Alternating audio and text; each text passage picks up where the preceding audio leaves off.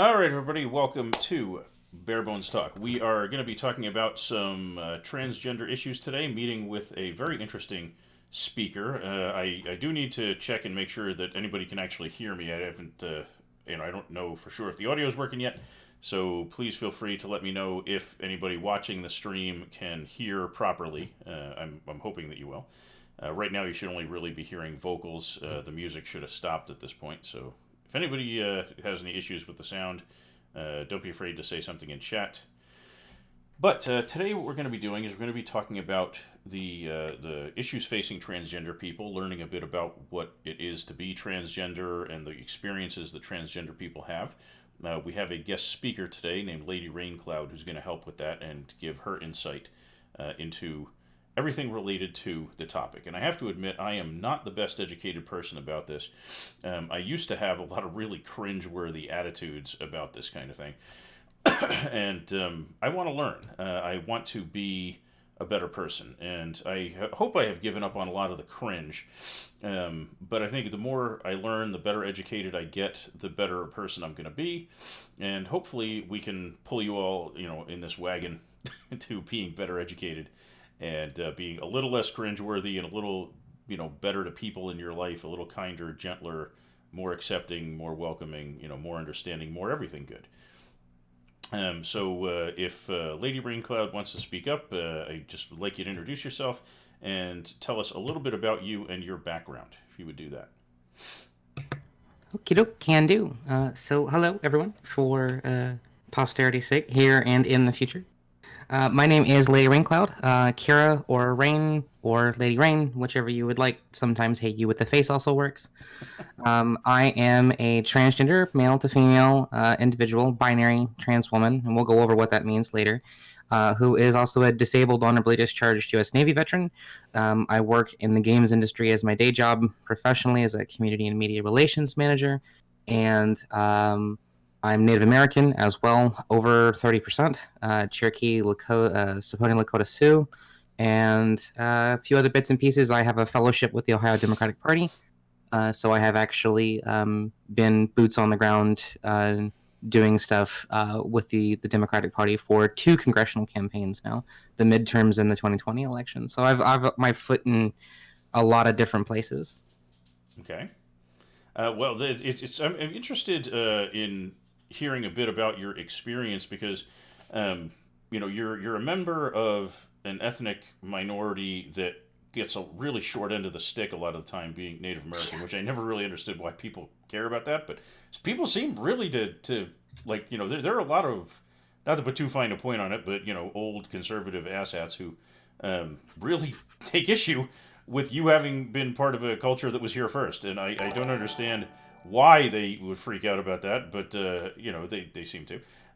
You are transgender, which obviously puts you in another minority group.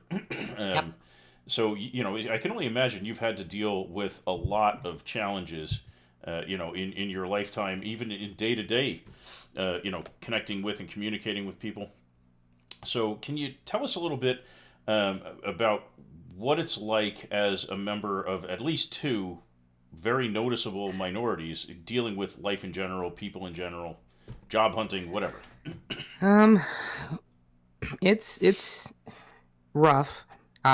First, I'm white passing Native American. I don't quite have enough to be like extremely noticeably Native American, Mm-hmm. mainly because the rest of my family family's history and ancestry is majority European. Mm-hmm. So I'm like 30% Native American with like the rest of everything else being German, Irish, Dutch. Wow, you Um, got a whole smorgasbord going on there, huh? yeah, yeah, it's interesting. It's very interesting because like on my mom's side of the family, um, it was Germans who married the Dutch people. Mm-hmm. Those descendants came over and married Native Americans. Mm-hmm. My dad's side of the family is Irish immigrants who married Native Americans, and then here I am. Okay. So Let me pause for a second. Copter, welcome to the stream. What kind of character are you looking at? It's a skeleton avatar, and it goes with the title and sort of theme of the channel. And I know you like the snail one that I showed you better, but it doesn't really mesh with what we're doing here. So, but I may put that on the other stream again at some point. But as long as you're here, Copter is a regular audience member on my other stream, and has decided to come by and check things out here today. So if you have any questions, please feel free to ask. Just obviously, keep it polite. Snail is more of a YOLO thing. Yes, the snail is more of a YOLO. The snail has a bag of dice on the hip and a sword on its back and whatever else. It's definitely more of a gamer kind of thing. Okay, going back to LadyRayneCloud, you definitely have an interesting ancestry. Yes. But before we delve into transgender rights, issues, etc., tell us in your own words what being transgender is and when you realized that you were trans, and sort of give us the background on that so we have a foundation to work from here. Okay, so trans and cis are Latin words. They're prefixes. Oh, I was going to ask you what cis means, because I couldn't. I know that that's what I'm classed as, but I have no idea what it stands for. And by the way, if you see the avatar freeze, it's because I'm taking a sip of my coffee. It just doesn't face track properly through that. And so trans means literally on the other side of, and cis means on this side of.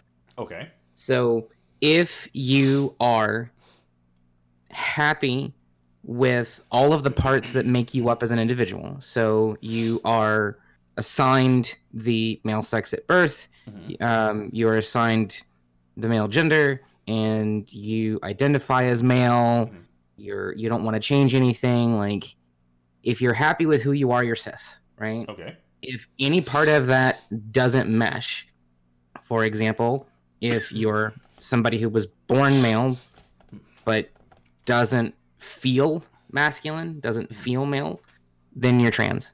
If you're someone who was born a female, who doesn't feel feminine, you feel masculine, you're trans. And those individuals that identify as non-binary or gender fluid, gender flux, they also fall under the transgender umbrella, because like trans literally means on the other side of. Okay. So it's literally, if you're either cis or you're trans. And if you're trans because something doesn't match with what's in your mind. Your, like, to use a term from the Matrix, the residual self-image.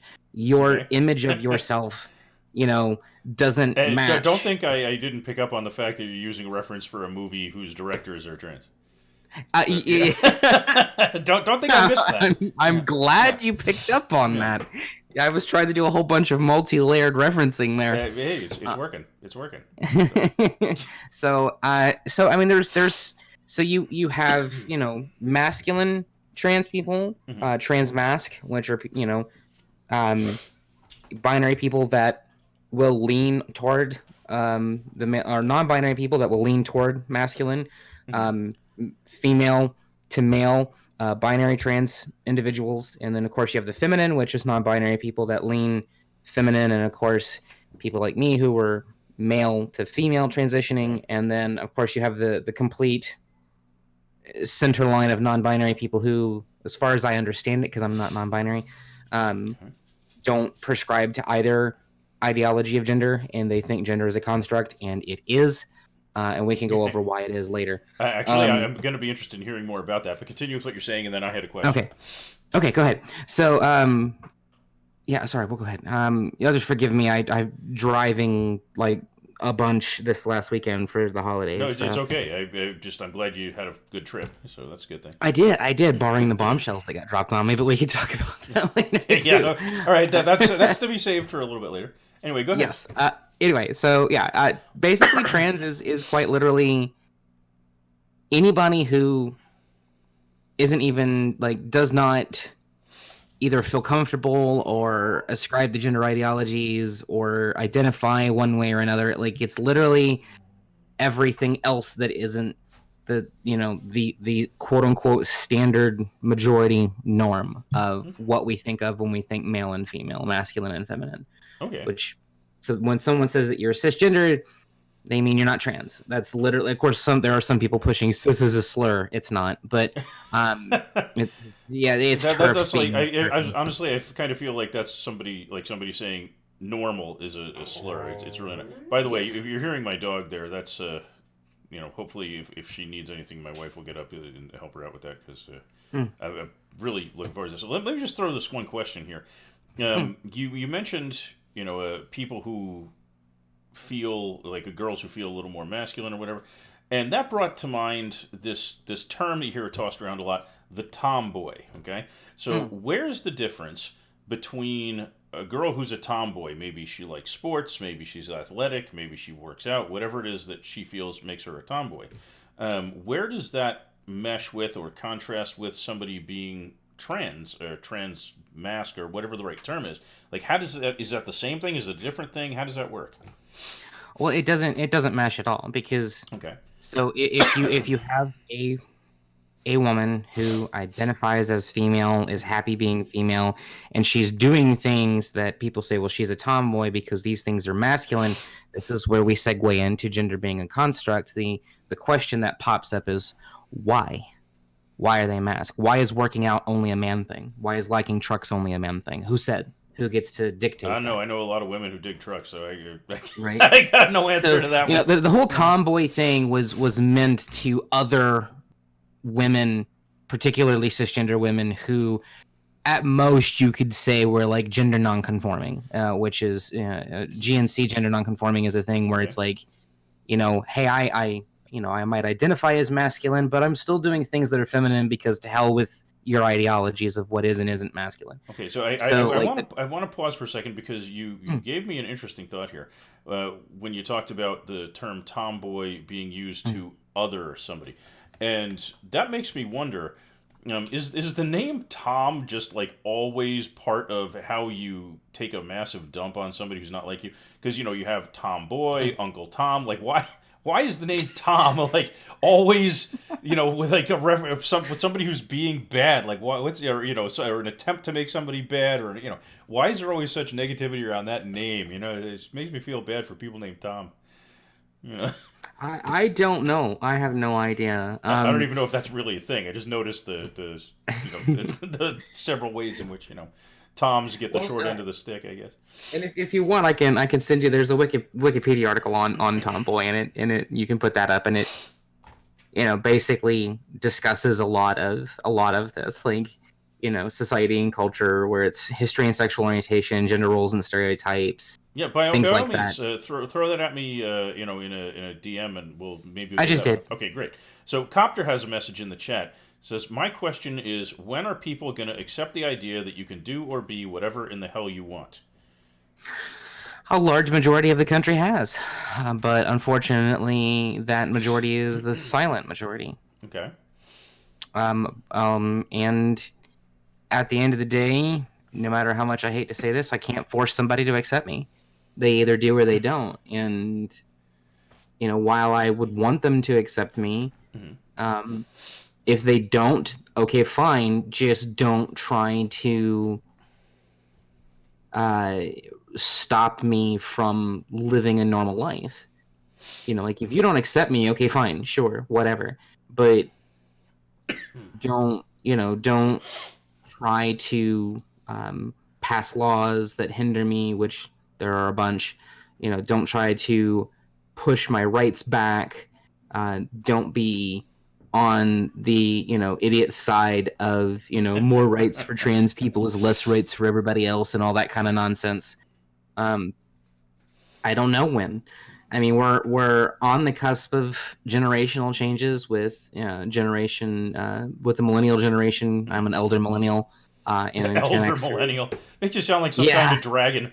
I am the elder millennial. I sit on my Yeah, because I turned hoard of 36 this gold. month, so I'm like Yeah. right on the cusp. Like the people who are right on the cusp of where they define millennials.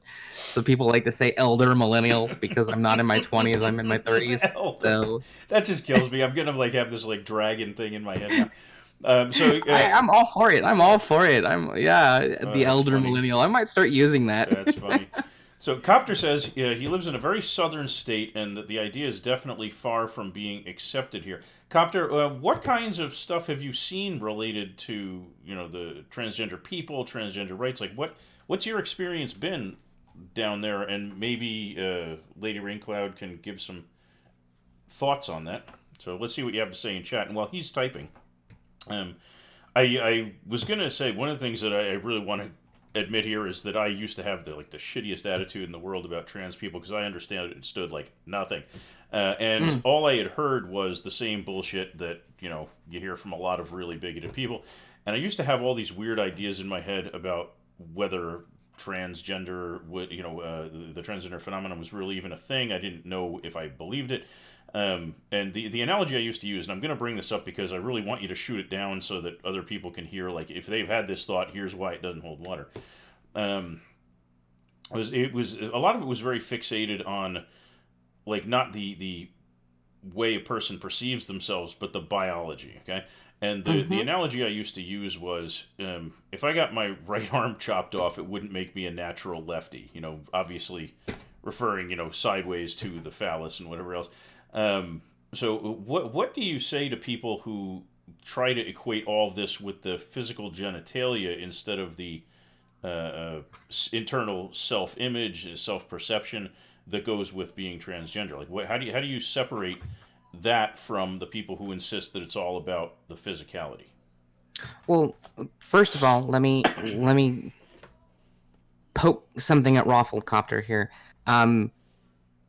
Careful with the wording when you say it's an idea, because that, like, again, proposes that transgenderism, as the right wing likes to say, is an idea, a political ideology, a stance. It's like not something that we can't change about ourselves.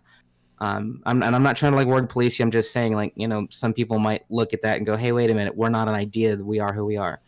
And so don't take it as though I'm like trying to word or tone police you. I'm just saying, hey, for your future reference, if you use this, people might take it the wrong way.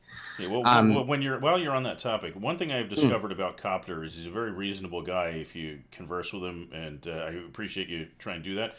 So why don't we ask him this? What do you mean when you say not a very popular idea? Are you saying transgender as a phenomenon, or the idea of accepting trans people? Like, what are you talking about when you say the idea? Let's see if we can get some clarity. A little bit of qualification and clarification, quantification and clarification, I should say. And then to go back to the previous question, the people that love to push things into the biology argument. Mm-hmm. I was a medical professional in the military for 5 years. Yeah, medical corps, right? Yeah, United States Navy Hospital Corps. Nice. Which I don't know if you're showing any articles on stream or anything, but I'm not seeing any. I am not yet. I have what I believe to be, I hope I got this right, the trans flag behind my avatar. You do, correct. That is the trans flag. Okay, I'd feel really dumb if I was like showing like the flag of Bolivia and people were like, what the hell is this about? So I'm glad you said I got that right, because I felt kind of dumb. Yes, you did. You did get the trans flag correct. Okay. So the thing about biology that they get wrong is that we are what is known as a primarily sexually trimorphic species. Okay, trimorphic meaning what? Three primary sexes. Okay, and just to interrupt you, humanity. Copter says the idea of accepting that anyone can be or do whatever they want. So yeah, that's not a very popular idea down in South. My family lives in Virginia and Tennessee, so I'm sorry. Yeah, I know. Wow. Okay. Anyway, continue. Trimorphic is the word you were. Yes. Okay. Biologically speaking, human beings are what's known as a primarily sexually trimorphic species, which means we have the sexual male and the sexual female, which we understand the differences being that one can give birth and the other cannot, which is the bare bones understanding of sex. And yeah, I did a thing. Yeah. And the third is the fact that intersex individuals exist, and intersex in and of itself is an umbrella for I think it's a total of 5 other what are known as sexual karyotypes. These are this genetics things, DNA, hormonal level, things like that. And we have a total of 7 primary sexual karyotypes that don't result in the death of the fetus. Okay. The others do, and result in the birth of somebody who can live a full life. The reason we don't hear a whole Holy cow, lot. there's a lot to know about this. Okay, continue. Yeah. And here I was Yeah, thinking this would be, more of like a rights and social issue thing, and there's like a whole scientific biology to understand to get a good footing in that. Yeah, that then usually the right wing is not interested in, they like to, espouse stuff that isn't even remotely accurate, and like, hey, I know science, the science says, and it's like, well, wait a minute. No, Yeah, you don't. I have to say I've heard a lot of anti-science stuff over the past 2 or 3 years, and it's kind of you get to the point where you're bordering on flat earthism, and you're thinking like seriously, but Copter says his wording is horrible. It's been a difficult day, and he's doing the best he can with what little sleep he's gotten. I believe Copter's had a passing in the family, so. Give him a little bit of slack for being under a high stress condition today, but still showing up because he wanted to be part of the show today. So I'm giving him all the slack in the world. That's why I wanted him to see a trans person that didn't yell and scream and get belligerent. Not that we do. That's a media myth. There are people that do that, but it's a media myth that says that we're all like that. So I wanted him to see somebody. That's because somebody's trans. It's probably more because they're pissed at something, Yeah, it's like we're just pissed at how we're being treated. So Raffle, I am giving you all kinds of slack. I wanted you to see that I'm not like a militant trans person, and I was just saying, hey, just for your awareness and your understanding, this can be construed the wrong way. I'm not gonna beat on you. We're not gonna beat the dead horse or anything. Old World Worship's friend was trans, and she is pretty cool. Awesome. That's great. So like going back to that, like there are 6 prime karyotypes and a 7th that we just recently discovered. Okay. And these are the biological sexes, right? Okay. So we have what's known as X, simply just X, which is Turner's syndrome, I think is what it's called, which is roughly 1 in 2,000 to 1 in 5,000 people. XX is the most common form of female. These are chromosomal pairings or singularities. Yes, chromosomal pairings, yes. Triple XY, which is 1 to 500 to 1 in 1,000. That's Klinefelter syndrome, if I remember correctly. XY is the most common form of male. There's X double Y, which is 1 out of 1,000. And triple XY, which is roughly 1 in 18,000 and 1 in 50,000 births. There's a 7th. I can't quite remember that one off the top of my head. I think that one's 42 triple XY. I can't remember, but there are a total of 7. Go ahead. Let finish your statement there, and then I have a question related to this. Okay, and there are a total of 7 common biological karyotype sexes that exist in humanity. The others are just so rare overall that we don't ever talk about them, and we only see XX and XY as being what exists within our species biologically, and that's not accurate at all. So that's something to shoot back at people. And matter of fact, I can send you another article, which I just did in a DM, that is talking about the 6 most common biological sexes in humans. We have discovered recently a 7th, so that'll be something to talk about later, because hey, we're discovering stuff about ourselves as species as medical science continues to advance, and just because we didn't know about it doesn't mean it didn't exist. Okay, well then here's my question related to that. Going back to my cringeworthy past, I was aware of the chromosomal matchings that you were talking about, and one of the things I used to think was XX and XY are normal and everything else is abnormal. Okay, and I didn't mean that in the moral justification sense of abnormal, but as in like outside the norm, or not what you should consider human normative, basically.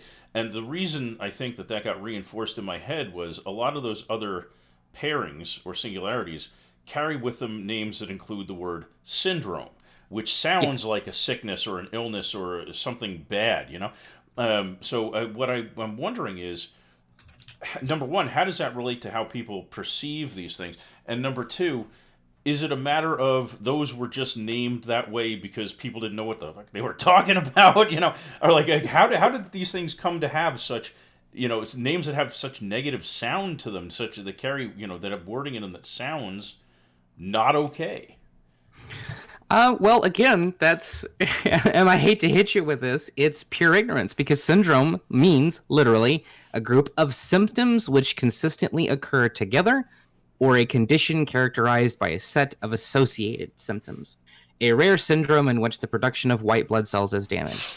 A characteristic combination of opinions, emotions, or behavior. The not in my backyard syndrome. Okay. So syndrome literally doesn't even have anything to do with sickness or things being wrong. It's literally a set of medical signs and symptoms, which correlate with one another. Okay. Now, sometimes I'm are. I'm going to address that in a second, but Copter says definitely not awake enough for the science talk. I'm going to need more coffee.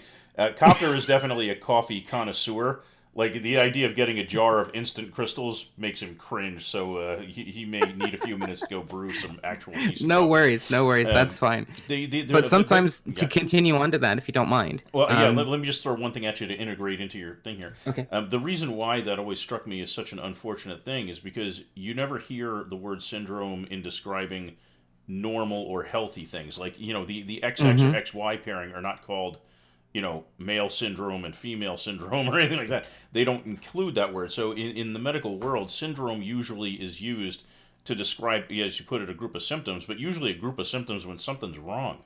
And that's why I'm saying, like, I think that it's a poor naming for those things that, as you said, might have sprung from ignorance. I guess it's a question of how do we overcome the fact that a lot of these things, which are now being discovered as, rarely occurring but kind of normal parts of the human population, and unlink them from names that have such negative, perception. The problem there, again, and going back to the fact that people don't actually even understand what the word syndrome means, is we can't, because we use words and these words have an etymology. Like the word syndrome actually derives from a Greek word, which means concurrence. So people don't understand like the meaning of the word, and the issue is willful ignorance or combative militant ignorance, where it's like, I'm right and you're wrong, and I'm not going to look at anything that you have to show me because it's all fake news and lefty propaganda, and it's all God, I hate that phrase. That sort of stuff. I get so tired. And the other thing too about syndromes, to touch on that real quick, is that they're usually named after the physician or group of physicians that discovered them. So like Turner's syndrome, which is one of the one of the seven, I should say now, known karyotypes, was discovered by a doctor named I can't remember. I think it wasn't Michael Turner. Hold on a minute. As long as it wasn't Ike Turner. Yeah. Had a slight problem with how he treated female medical professionals. Turner syndrome. Yeah, Turner syndrome, also known as 45X or 45XO genetic condition, which a female is partly or completely missing an X chromosome. Other names: Ulrich Turner syndrome, Bonnevie-Ulrich Turner syndrome. It's what's known as a gonadal dysgenesis. Specialty and before and after operation. Yeah, there was. Who discovered this? I can't even remember. Henry Turner first described the condition in 1938. Okay. So, and again, that's another thing too, is like, it's willful ignorance, it's combative and militant ignorance, it's willful erasure of history. Like, we knew about this syndrome in 1938. It's 2019, almost 2020, and people are like, well, this is a new thing. Where'd this come from? It's the lefties pushing. Like, we knew about it in 1938. Like, yeah, and even having known about it since 1938 doesn't mean it didn't happen. Like, there were no people with this chromosomal match before 1938. It's not like, New Year's Eve rang in 1938 and suddenly weird chromosoming stuff started happening. That's not the way this works. It's just a question of that's the first time somebody recognized and, said, hey, this is a thing. And there's other things to worry about, like Turner's and Klinefelter. Like, so Turner's is 1 in 2,000 to 1 in 5,000. So, just to do a quick bit of math, because Here comes the long division. Yeah, there are 11 million people in my state, right? And if we divide that by, let's just do a conservative 2,500, there's probably almost 6,000 people in the state with Turners. Probably more if I'm doing, let's see here, 11 million. Make sure I'm doing this right. Divided by, yeah, okay. There's thousands, I should say. And when you think about, like, there's 312 million people in the United States of America, 1 in 2 to 5,000 of them has Turners. 1 in 500 to 1,000 has Klinefelter. 1 out of 1,000 is XYY. 1 out of 18 to 50,000 is triple XY. Like, okay, we're starting to see, wait a minute, that actually means that there are hundreds of thousands of people. Or even, 7 figures worth if you combine all millions, the, yeah. It kind of makes you wonder, like, of those 312 million, how many are actually just the XX or XY pairing? It might be surprising for people, to understand that, it's not like out of the 312 million, at 311,999,999 are XX or XY, and there's like one random person outside that's, really pissed off that they're not getting, equal treatment under the law. It's there's a lot of people out there, that this is actually what we're learning now, and correct me if I'm wrong, is that this is part of the normal spectrum of chromosome matchups that have always existed, and we're just now starting to scratch the surface and understand how these things have worked forever and just not even realized. Agree. Yeah. So we have somebody new in chat. Level 2 Witch Doctor. Mutations does not mean separate species. I'm not sure where you're going with that. I'm not sure we're saying anybody's a separate species, just different. I think the word you used was karyotypes. Karyotypes, but yes. Yeah, but they're all human beings. Yeah, that's the scientific term. Yeah. Okay. Even the predominantly... Also, welcome to the chat, Witch Doctor. Yeah. The predominantly normative XX and XY are considered karyotypes. Okay. They're a chromosomal pairing. Okay. That's what karyotype means. It's a chromosomal pairing. So that's all the word karyotype means. Okay. So it's interesting that there is a growing understanding in the medical community of the normalcy of this. There are, I don't know what the percentage of people in the human species are who are red-haired might be, but I would imagine that it's a relatively minor percentage, and nobody looks at redheads and says, you can't vote or you can't have this right or that right because you're a redhead. I mean, you hear the jokes about 2% of the world's population has red hair. Yeah, so that's like 1 in 50, I think, is the fraction. It's 140 million individuals, by the way. Yeah, so I mean, if you were to look at that and think, okay, this is another distinct minority characteristic, but it doesn't make somebody not worthy of being considered human or different from, or whatever. It's a characteristic that's part of the normal spectrum of human hair colors. So it seems to me like we are getting to start to see things like people recognizing these different Caro or Cario, is it? Caro, K-A-R-O. Okay, Carotypes, as just being Kilo, part of the spectrum Kilo Alpha of Romeo Oscar. Wow, Sorry. You really were Navy. Yeah. So, but they're just part of the spectrum of normal karyotypes that occur in different percentages of the population. Not some kind of harmful or awful thing. They're just, here's this fraction of the human population that has this setup, and here's another fraction that has this setup, and kind of, all right, whatever. Then thumbs up, get on with your day. Yep.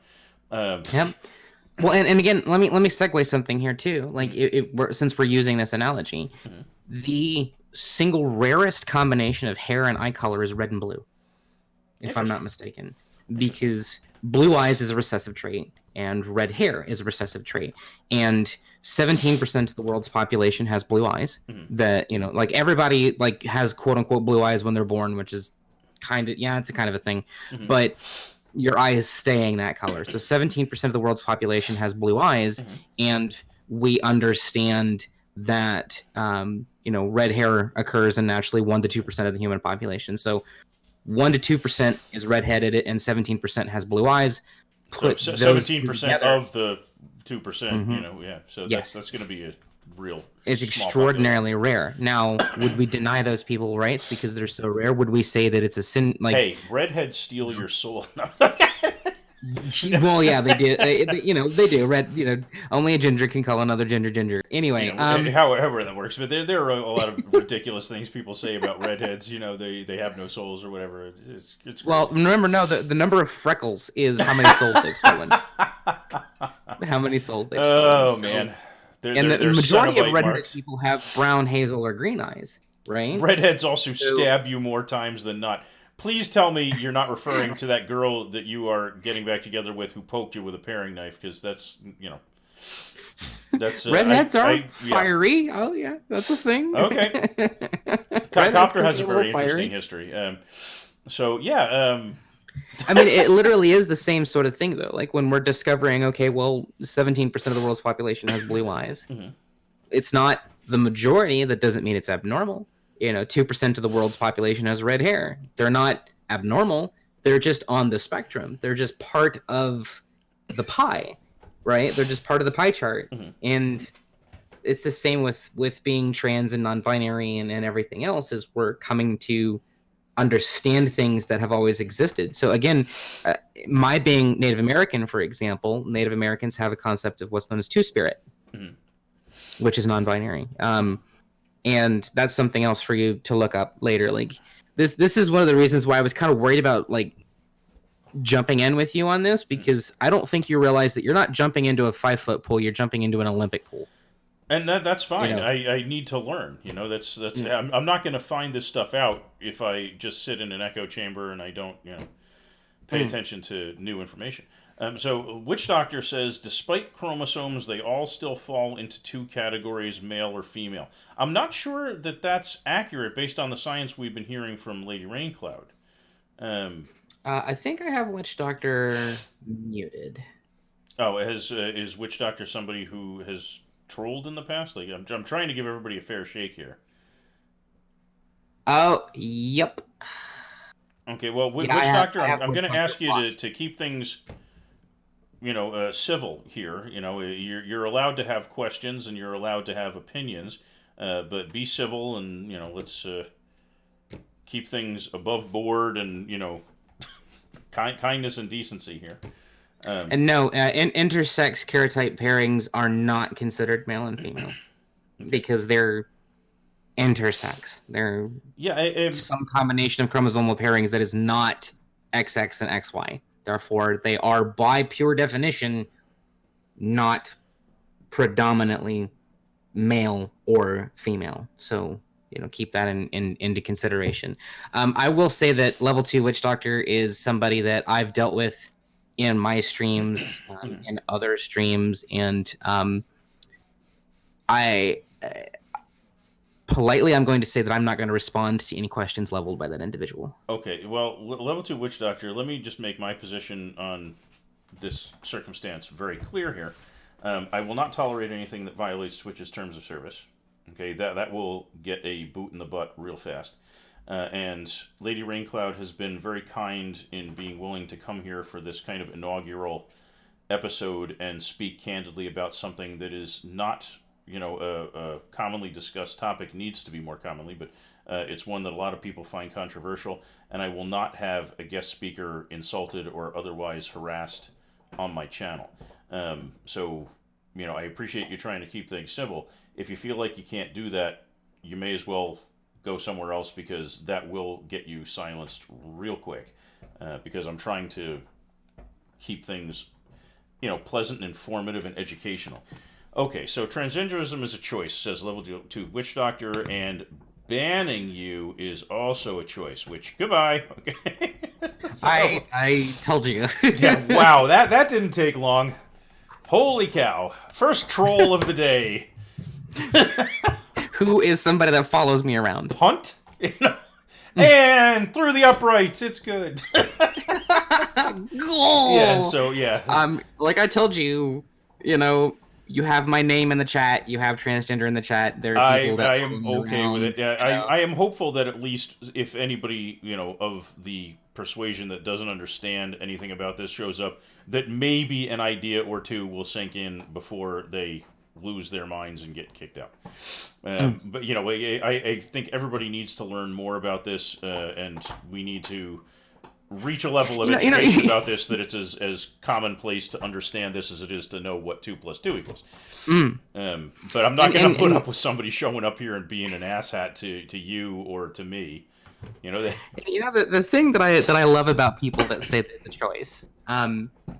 Let's entertain the thought experiment that it is. Okay. It isn't, but let's entertain the thought experiment for purposes of discussion, let's grant that assumption and see where it leads us. Because I got a feeling it's going to lead us to Stupid Town, but okay, let's. It's going to lead us to, if it is a choice, how does it affect you? Meaning me or meaning which doctor? Period. How does it affect you? It wouldn't. Honestly, I don't. Even if it was a choice, I wouldn't care if somebody chose to be trans.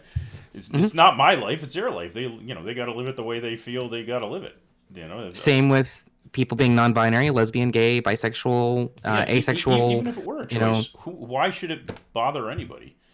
Right. Which actually, that's going to lead me into a question I wanted to deal with later. But finish what you're saying, and then I'll circle back to that. To lead into an analogy.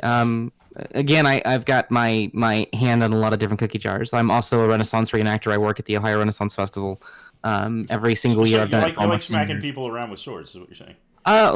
Mostly over the last few years, I've not done any stage combat or live steel stuff or anything like that because I'm getting live steel. That sounds so dangerous.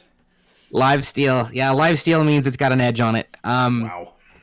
Yeah, live steel is dangerous. I've studied stage combat with the Hanlon Lee's Action Theater in Bristol, Wisconsin during that Renaissance Festival back in 2005. So basically, that's where I got my start. If we have but any anyway. right-wing lurkers who think that they could see you as kind of a pushover, go ahead and let LadyRayneCloud run you through with some steel and see how you like that. I've also got several firearms in the house because I'm a veteran and I'm a Democrat who believes in the Second Amendment and the right to keep and bear arms. Copter's gonna love you. Copter is a serious Second Amendment fan. He and I have gone back and forth over that one quite a bit. I'm in favor of a couple of things that I consider common sense, like universal background checks and such. But Copter really supports the Second Amendment, and that's not necessarily a bad thing. We've had some fascinating discussions about it. Yep, and I'm going to do a little bit of analogy. Then I need to get a drink and use the bathroom real quick, and then I'm also going to respond to something else that Copter said, and we can respond to your questions. It's it's a lot to go over. The analogy that I used to a friend of mine at the Renaissance Festival that I worked with about, even if things were a choice, right? Mm-hmm. Who are you to say anything about it? Was I pointed to a young woman who was very happily, probably in her 20s, munching on some chocolate strawberries. And I asked my friend, I said, do you like chocolate strawberries? And he goes, no, I don't like strawberries. I don't like a lot of chocolate. I think, I don't like strawberries. And I'm like, okay, well, what I want you to do is to go over to that young woman who is having a good day with her friends and her family, enjoying the Renaissance Festival, happily smiling and laughing and munching on something she enjoys, slap that shit out of her hand and tell her that she's wrong and she's not allowed to enjoy it and ruin her day. Because it somehow affects you or offends you or what have you, right? Like, and he's like, well, that's just dumb. Yeah, it is, isn't it? Like, she's doing something that you find disgusting. So go over there and do something about it. Well, I wouldn't do that. Why not? Because it's rude and it's wrong, and she's allowed to eat. Oh, they kind of have that light bulb moment, yep. Right? Where it's like, oh, yeah, what you're doing is shitty. It's not right. And it's the same not for the to rest put of too us. fine a point on it, but what you're doing is your behavior is round, demonstrably round and wrong. Like, even if any of the LGBTQ spectrum was a choice, you have no right to stop people from making that choice. And the thing about that whole argument that always surprises me is, if it was just a choice, how come you don't feel comfortable just making it for a day and seeing what it's like? Because if it were just a choice, it would be such a meaningless thing to you that you wouldn't have an opinion on it. It's kind of like if somebody else decides to wear a green shirt or a blue shirt, it wouldn't make any difference to you. And if you could make the same choice, which you could, green shirt or blue shirt, you wouldn't even be concerned about whether or not, that was a big deal. It's only because you are not able to consider something a choice that it becomes an issue, you know. Yeah. And if you try to claim it is a choice, it's like, at what point did you mentally go through the option of maybe I'll be trans, maybe I won't be trans? I think I'll go with CIS. Like Hmm. when did that process happen in your head? Because I don't think any of the how can I put this politely, detractors, Mm. um, has ever sat around thinking, you know, I really think that I should be the opposite gender. I got to decide: am I going to do that, or am I going to stick with this one? And which choice am I going to make for Wednesday? Like, I don't think they have ever had that. It's Woman Wednesday. It's Man Mm. Monday. It's like, it's there's no K day, or I'd say carrot type. You get the idea. Yeah. It's Turner's Thursday, whatever you want to call it. It's not like you just say, well, I'm going to put these 7 in a hat, and I'm going to pick out one of these things today, and today I choose. Yeah. Well, and the thing with the It's whole not the primary. Pokemon theory of gender identity. Like No, no, Turner yeah. syndrome. I choose you. It's not the, that's not the. Yeah, you can use that if you want. I just thought of that up, so you can borrow No, that. I that's think it's that's good funny. stuff. That's Um, good stuff. And there's a lot of stuff to unpack there too. Like for me, in my personal experience. But like I said, I do have to like run to the bathroom and get something to drink real quick. But I will leave you if you want to talk to chat. mhm, With the same sort of statement. Like if it's a choice, well then choose. Like for you, for example, bare mhm, bones. mhm. How do you identify with your sexuality, if I may ask? Uh, well, if you're talking like, am I identifying as cis? Is how you pronounce it? Cisgender. That's Cis or trans? gender identity and Um, expression, not sexuality. I am mainly heterosexual who has experienced some intimacy with guys in the past Okay. and enjoyed it when it was going on. Okay. Yeah. Well, then you might not be quite straight. Something to think I about. don't consider myself as being ironclad straight. Okay, I've been good, married for good. 20 years, so I'm sticking with my wife. Mm. But But well, then I would in my propose this to history, the I rest of have the rest of the I've chat, or to the people that see the video in the future. It's like if it's a choice, then choose to be it. And if their response to that immediately is, "I can't choose to be that because it's not who I am," their article or their argument, excuse me, completely falls flat right there on absolutely its true. head. That makes complete sense. Yes. That makes complete sense. Okay, go and use the restroom and get yourself a beverage, and we'll be here. And when we get back, why don't we dig into that article you shared with me, and we can look at some of the points there about how trans people have been affected by the political Hmm. environment in the country over the past couple of years, and Can we'll do. take a I'll look be at right that. back. Okay. So for those who are just joining us, LadyRayneCloud is a former Navy Medical Corps member, honorably discharged American veteran, male to female transgender, and has been giving us some interesting science behind the science of physical gender, which is interesting. And we're going to be talking about rights and challenges to rights that face the trans community and how the political climate in the United States over the past couple of years has affected them. Um, and a lot of it's going to center around um, people who actively oppose equal treatment for trans people.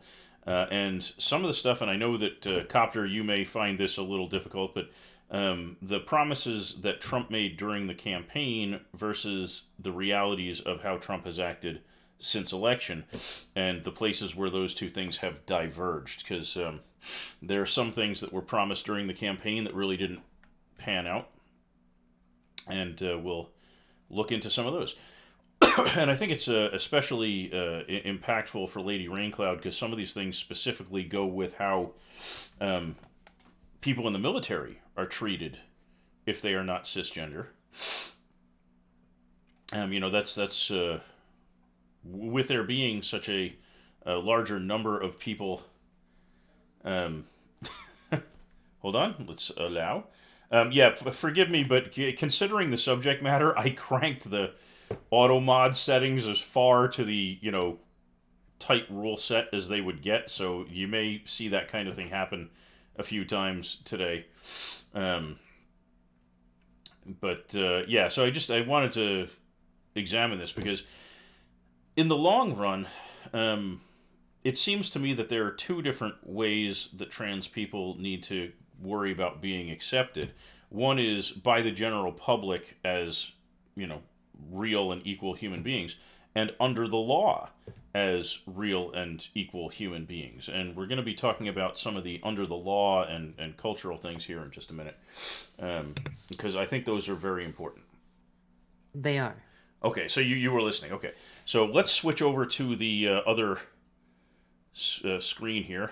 All right, so since we're now dealing with American political stuff, we have our American flag background, we have the article that you shared, and for those who are watching, you might want to full screen this so we can, or so you can read some of this stuff.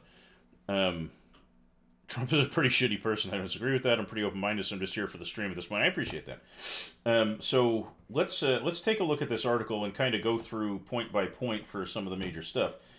You can see in the photos at the top of this Trump posing with the rainbow flag, and you know he was very big on saying he was going to be supportive of LGBTQ rights, acceptance, all this kind of stuff.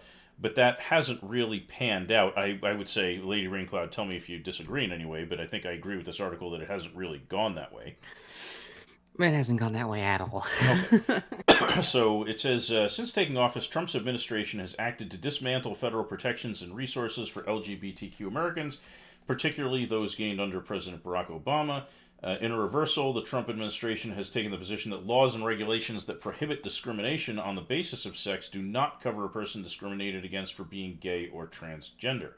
The administration has also pushed for religious exemptions to civil rights laws, which experts say will make it easier to discriminate against LGBTQ individuals. The administration has taken particular aim at transgender people, barring them from joining the military. So on that note, was your experience in the U.S. Navy affected by not being cisgender? You know, did you have any issues that came up from that? Any challenges, any obstacles, problems, anything? Yeah, I was in during Don't Ask, Don't Tell. Okay, so tell us how that affected you. On board ship, it didn't, because I didn't really know who I was and what I was back then. Mm-hmm. When I transitioned to working at the hospital, Naval Medical Center, Portsmouth, Virginia, it also, again, wasn't much of a thing because, believe it or not, the largest majority of transgender individuals serve in the military for various reasons. So, like, if you're male to female like me, you go into the military to prove that you're a male, right? Because it's masculine, it's a men's thing. So prove it to yourself? To everyone, and to yourself. Yeah, and then of course you find out you're wrong. And then if you're, female to male, then what's the easiest way to prove to everyone that you're a man? You join the military, right? So there are a lot of trans veterans stuff, and yeah. Yeah. Okay. Of course, again, that's going back to the earlier topic of like gender identity, gender being a construct. Like, who says women can't? Oh, well, it's because of performance. Yeah, well, when you set the standards differently, then you set people up to fail. It reminds me of that comic about the fish being tested on their ability to climb a tree. Yes. Mm-hmm, yeah. Okay. And then, they underperform. See, we're right. They underperform. And so for me in particular, what I got more of during my time in the Navy was more religious persecution than really, than my gender identity and my sexuality, which both of those things during my time in the military were things that I was trying to subdue within me, push back because, well, I'm wrong, I'm broke, there's something wrong with me. Religious persecution in what way? I was actively practicing a pagan/Wiccan, and I carried a pentacle around my neck, and I had a lot of issues during boot camp with one of my recruit division commanders pointing it out and making fun of me in front of the rest of the squad. I had issues with a supervisor on board ship who was extremely abusive to me and would do anything that he could to make my time on board ship hell because he was an evangelical Christian. I was just about to say, wait, let me guess. Yeah, but yeah, that I saw that coming a mile off. Not even kidding. Yep. Yeah. And it there was two of my second classes actually were extremely abusive to me because I wasn't Christian. And as far as I understood it, I was the only person in the entirety of ODO 1 division, which is what we call deck division. About 80 of us, 100 of us, I can't remember. That was something other than the big three. Oh, hi, Pilot. Hey, Pilot is, among other things, one of my mods. And Pilot, you missed your chance to ban somebody. There was a douche nozzle who showed up and started mouthing off, and they got a boot in the ass real fast. But glad to have you. So yeah. Anyway, please continue. So yeah, it was actually religious persecution that I suffered more than, because again, like the thing with being trans is, you don't wake up and decide to put on your trans pants for the day. You should totally make a line of clothing. Yes, trans pants. I love it. Sell the merch. Love it. Sell the merch. Well, I'm a parent and I'm trans, so am I transparent? Isn't there a TV series about that? Transparent? Yeah, I think so. Anyway, go ahead. Yeah, badum-tish. I get to make the jokes because I'm trans. Okay. So you make as many jokes as you want. Yeah, it's like, well, how many trans people does it take to change a light bulb? One, and for the rest of society to ask them if they've had the change yet. Oh, God. One of the questions I was going to ask you is, like, how tired do you get of all the ridiculous questions that you must get from people who just, But yeah, well, I'll tell you what. While you're talking about other stuff, think of one or two good stories about some dumbasses you've encountered in your. Oh, I can think of a lot. That's really easy. But yeah, so it's again like it was majority like faith and religious persecution. And being abused and mistreated. Because of my faith at the time, which is very eclectic now. I'm not a religious individual. I do believe in spirituality, but I believe in spirituality as like a guideline, not like, do I think ghosts are real? No, but I think spirituality, when it's portrayed as an ideology that espouses light and kindness and compassion and love and all that stuff, and it's a good set of systems and values to live by, but you don't need them. If you want to be if you're an atheist, you're an atheist. I don't really care. I probably actually do more identify as an atheist nowadays more than anything else. But yeah, I was going to say we have that one thing in common. Believe it or not, according to the Pew Research Forum, the most hated demographic in America is atheists, coming in behind transgender people, behind pedophiles. Like, people really freaking hate us. But it's not exactly visible unless you bring it up, so you don't have as much to cope with on a day-to-day on a day-to-day basis. Unless I mention to somebody that I'm an atheist, it doesn't come up in conversation most of the time. The biggest problem I have with it is my lack of patience for really stupid stuff that religious people do. Has gotten me into some arguments with family members and things like that, because I don't have a lot of patience for the harm that people cause through their religious beliefs, even if they didn't intend to. The fact that they do, and when you bring it up, they take a dump on you for having pointed it out. They don't go, oh yeah, maybe that was kind of a dick move. They do that. There's a family member I had an argument with in the wake of the Parkland shooting, who actually had the gall to say this wouldn't have happened if they'd had Jesus in school. And I said, wow, that just kind of stuck in my craw. And I said, first of all, Parkland's a majority Jewish school district, so maybe your Christian views on that are probably not welcome, and the statements like that would probably make the surviving parents of these deceased children really, really mad, and you should probably rethink saying anything like that. And the person blocked me on Facebook and hasn't talked to me since and everything. I'm like, okay, yeah, I'm the asshole here, yeah, see, again, we were that goes back to like just an hour ago when we started this. Like the I will be willfully ignorant. I will be combatively and militantly ignorant because I am right and you're wrong, and la la la la la. Yeah, fingers in the ears. Fingers in my ears. Yeah. you're just wrong, you bleeding heart liberal, and you evils, heathen. Yeah, heathen. Yeah. I gotta say, I find it hilarious when somebody calls me a heathen. Same. Like, okay, you used your Scrabble word for the day. Got any other brilliant stuff to add to the conversation? But yeah, so it's not meant to be a contest of who's a member of the group that gets pissed on the more. It's just a matter of I'm saying I'm a member of such a group, but I'm fortunate in that my status as an atheist isn't really visible. I don't have bumper stickers. I don't wear T-shirts or hats with the squiggly A on them or anything like that. It's unless I bring it up or it comes up for some unusual reason in conversation, it's invisible. Whereas being transgender is a whole lot more impactful, I would imagine, on your daily existence than being an atheist is. I can't hide it like you can. Yeah, well, I mean, you shouldn't have to.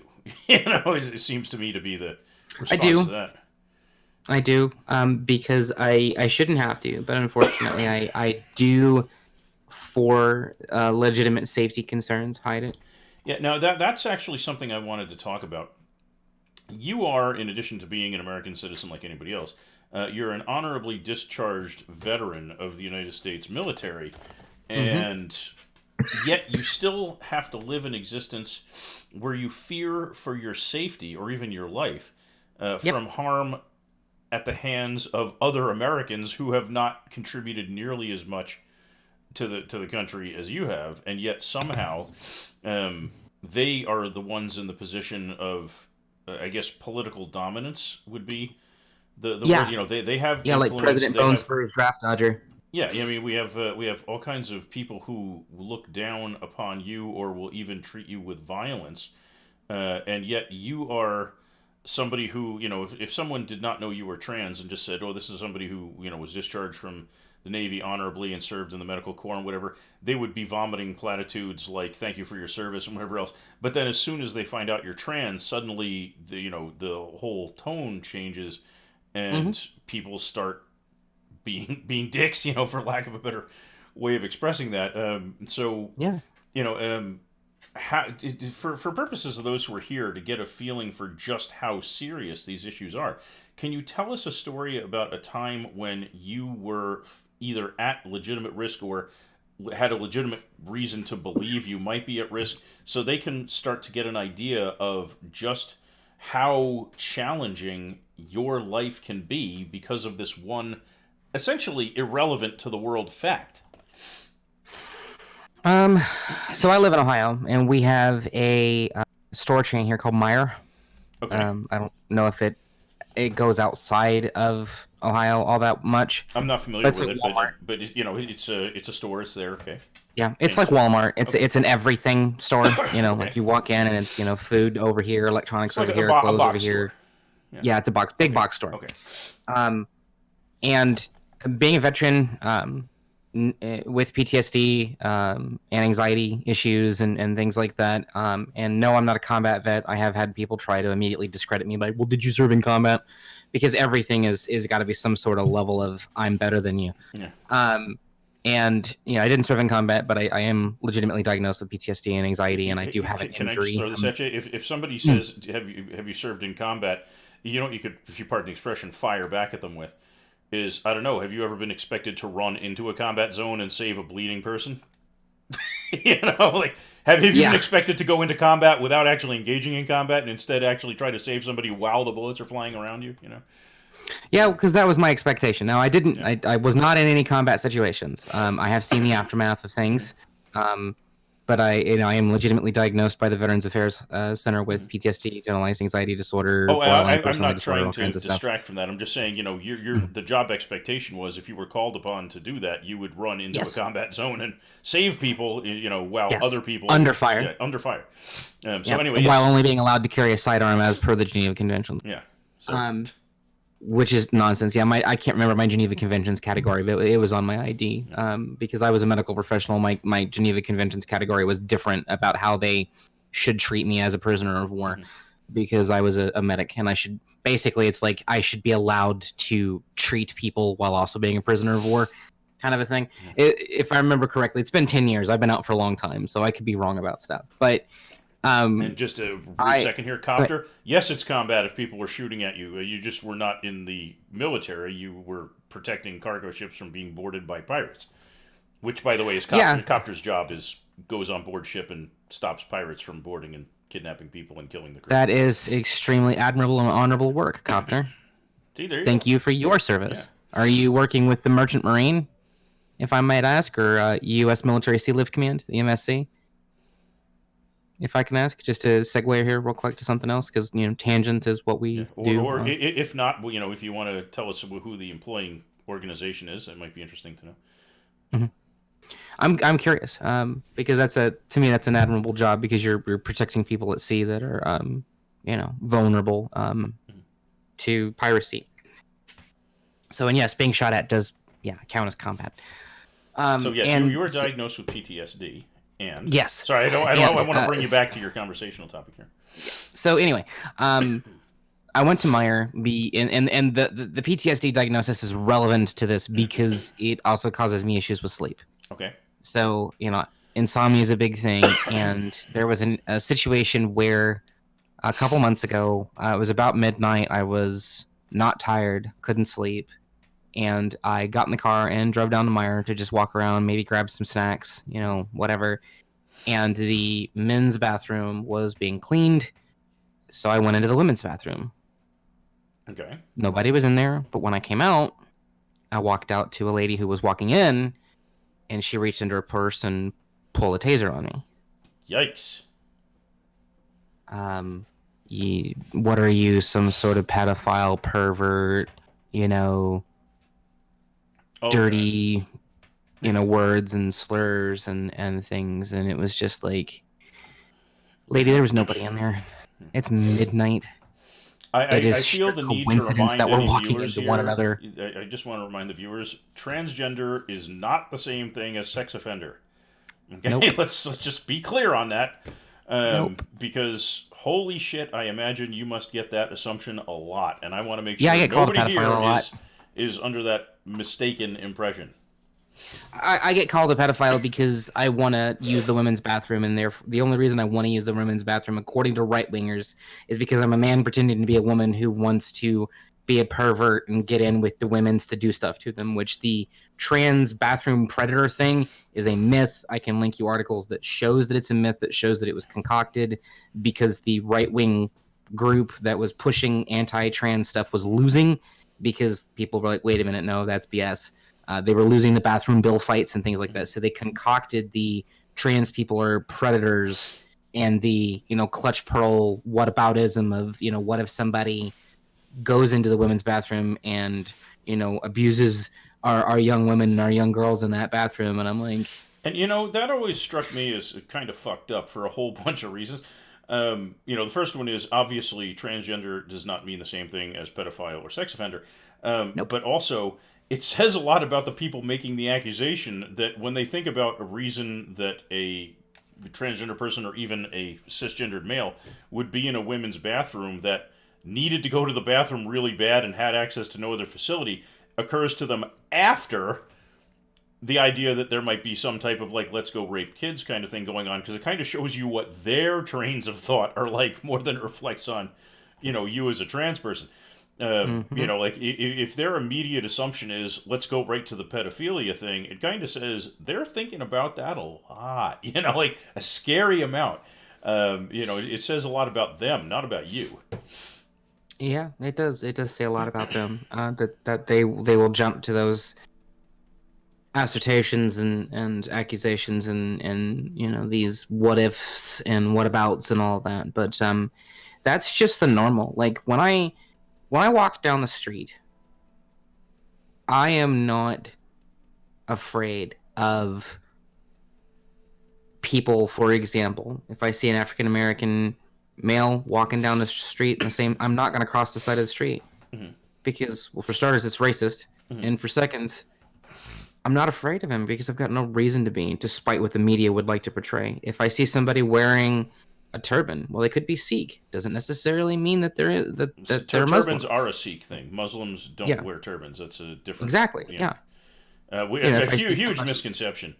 You know, and I think what's interesting to me is there have been interviews with leaders of the Sikh community in this country where they say, "How come you don't tell people I'm not Muslim?" And their response is basically, "Because I'm not going to throw Muslims under the bus because you're an ignorant shithead," you know.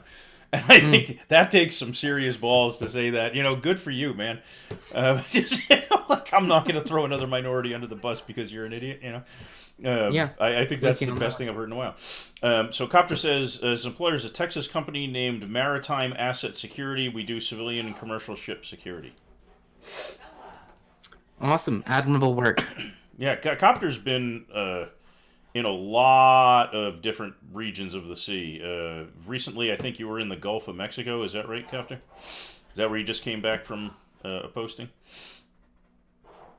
Because apparently, and I would not have thought this about the Gulf of Mexico, but apparently there have been a lot of pirate shit going on down there. You know, and you don't hear about it a lot in the news, but apparently that's a thing now. You know, so yikes. You know, to try to avoid cruises going through the Gulf, you know? Yeah, there's a lot of stuff going on down there. But yeah, so that's the story is you know, I can't believe you almost got tased over using the bathroom. What the fuck? Yeah, I leave the house planning trips so that I can go places where they're trans friendly just to use the bathroom. And that is such a fucking horrible thing to have to do. Yeah, if I can't, I just don't. I will go out, like the spouse and I, the wife and I, will take our little one out to dinner, and I won't use the bathroom until I get home, no matter how much pain I'm in. Which in and of itself is also detrimental to me, because people are so. They look at me, and I'm at a point now in my transition where people look at me, and some people will ma'am and she and her me, and some people will sir and he and him me, and it's like because I'm kind of slightly in that androgynous spectrum, and again I'm also slightly gender nonconforming in that I'm not wearing stilettos and skirts and things like that. I'm wearing what is traditionally considered masculine clothing because I want to be fucking comfortable. Pardon I was going to say, don't feel like you're obligated to wear shoes that make you have to walk like you're on a friggin' high wire. Yeah, I mean I don't even want cisgender women to have to feel obligated to that. Those shoes look like hell, man. They look like they're awful to walk in. I don't know how anybody can manage to not trip when wearing high heels. It doesn't. Yeah, I had I had an ex who we're still very good friends. Who I swear that woman, she could sprint in heels, but would trip on carpet with tennis shoes. I don't. I loved her to death. I still do. But, I would see her, occasionally she would wear heels, and, she could sprint in heels. And then I kid you not, one day she's wearing tennis shoes and, scuffs and, trips on carpet. And I'm like, Pat, what the hell? Anyway, but I loved her to death. She's still active duty U.S. Navy herself. So awesome. And an amazing individual. I still care about her quite a lot. So it's people don't understand that I cannot leave the house without fearing for my safety, and I don't fear for my safety from African Americans. I don't fear for my safety from Muslims, from Sikhs. I don't fear for my safety because someone's wearing a yarmulke. I don't fear for my safety from anything barring two groups: straight white men who are big truck that's lifted 6 feet with a rebel flag on the back of it. The rolling. I'm afraid of that person. I'm afraid of people, who are boycotting the Planned Parenthood here. I'm afraid of Westboro Baptist Church. I'm afraid of, hate-filled evangelical. If you're wearing a MAGA hat, I'm going to try and give you as much of a wide berth as possible. Yeah. I'm afraid of the straight white, right-wing, conservative, evangelical individuals, those people. Now, they would love to tell you that that's racist, that I'm afraid of white people. I'm also Native fucking American, so yeah, I'm afraid of white people. If I'm cussing too much, sorry. No, it's fine. Sailor. It's fine. I don't mind some swearing. That's fine, as long as you don't break Twitch's terms of service, And this channel is marked as 18 plus, so you're okay with that. Okay, good. But Yeah, yeah, I'm a sailor. I'm sure Copter can speak to I'm to the sure. whole. I'm sure. So yeah, it's God, there was something. The Westboro Baptist Church. I don't know if I told you this already, but I actually had to interview their top echelon people a couple of years ago Oh for dear. Yahoo News. I talked to who at the time was third in command, a dude named Steve Drain, who went from like 0 to fucking cuckoo in about 2 seconds flat. And he had a lot to say about gay people. I mean, he had a lot to say. And he got a little pissed off at me at one point because he said, this is a direct quote. He said, "If you're a gay man, there's only one thing you should do." And here's the quote. He said, and I'm going to try to mimic his horrific accent. He said, "Get yourself a piece of rusty Kansas barbed wire and lop your junk off with it." And what pissed him off is I paused for a second. I said, "That's kind of specific. Do you spend a lot of time thinking about that?" And he didn't like that very much. But yeah, he's wow. I think I may still have that interview recording on a hard drive attached to my wife's computer at the moment, because I did that via a recordable conference call service. But yeah, he was a piece of work. The one thing about him that really cracks me up is his daughter escaped from the cult and became a professional trainer and fitness model, and it makes him crazy to see her on Facebook, married, happy, and posing in bikinis and stuff. Because you're a fitness person, you got to show look at these guns, and it makes him bonkers. And I hope he has nightmares about his daughter being happier without him. I hope that's his nightly experience, is having bad dreams about how happy his daughter is and that he's not part of that girl's life anymore. Because wow, I can't imagine how hard it is to escape from that group. I was in a cult when I was younger. We'll get to that in a second. Copter, I do think you're crazy for wanting a roof-mounted 50 caliber on any personally owned vehicle you have in real life. But yeah, okay. So yeah, it's. I have to dig him for that. I'm a vet.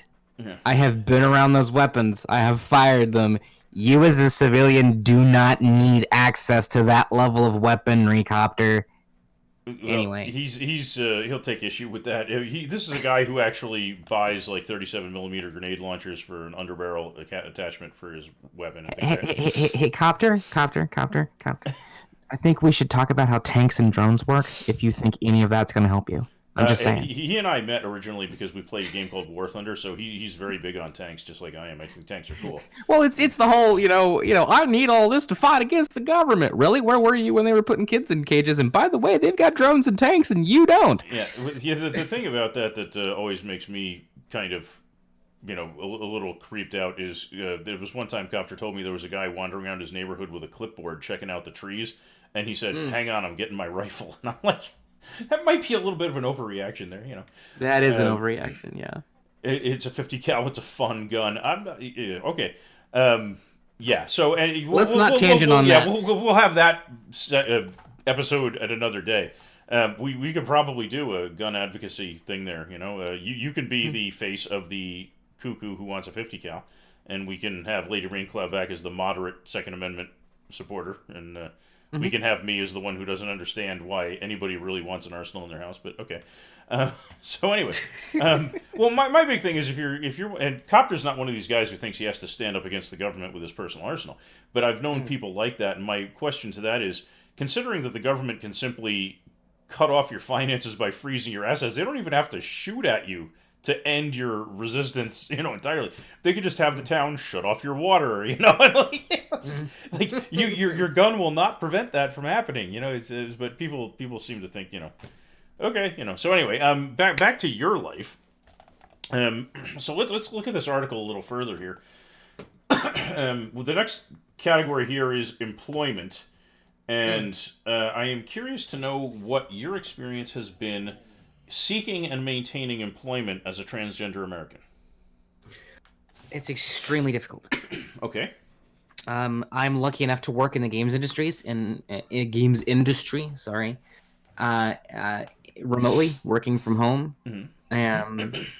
and lucky enough to work for a company that the majority of the company is LGBT plus in some variety. Mm-hmm.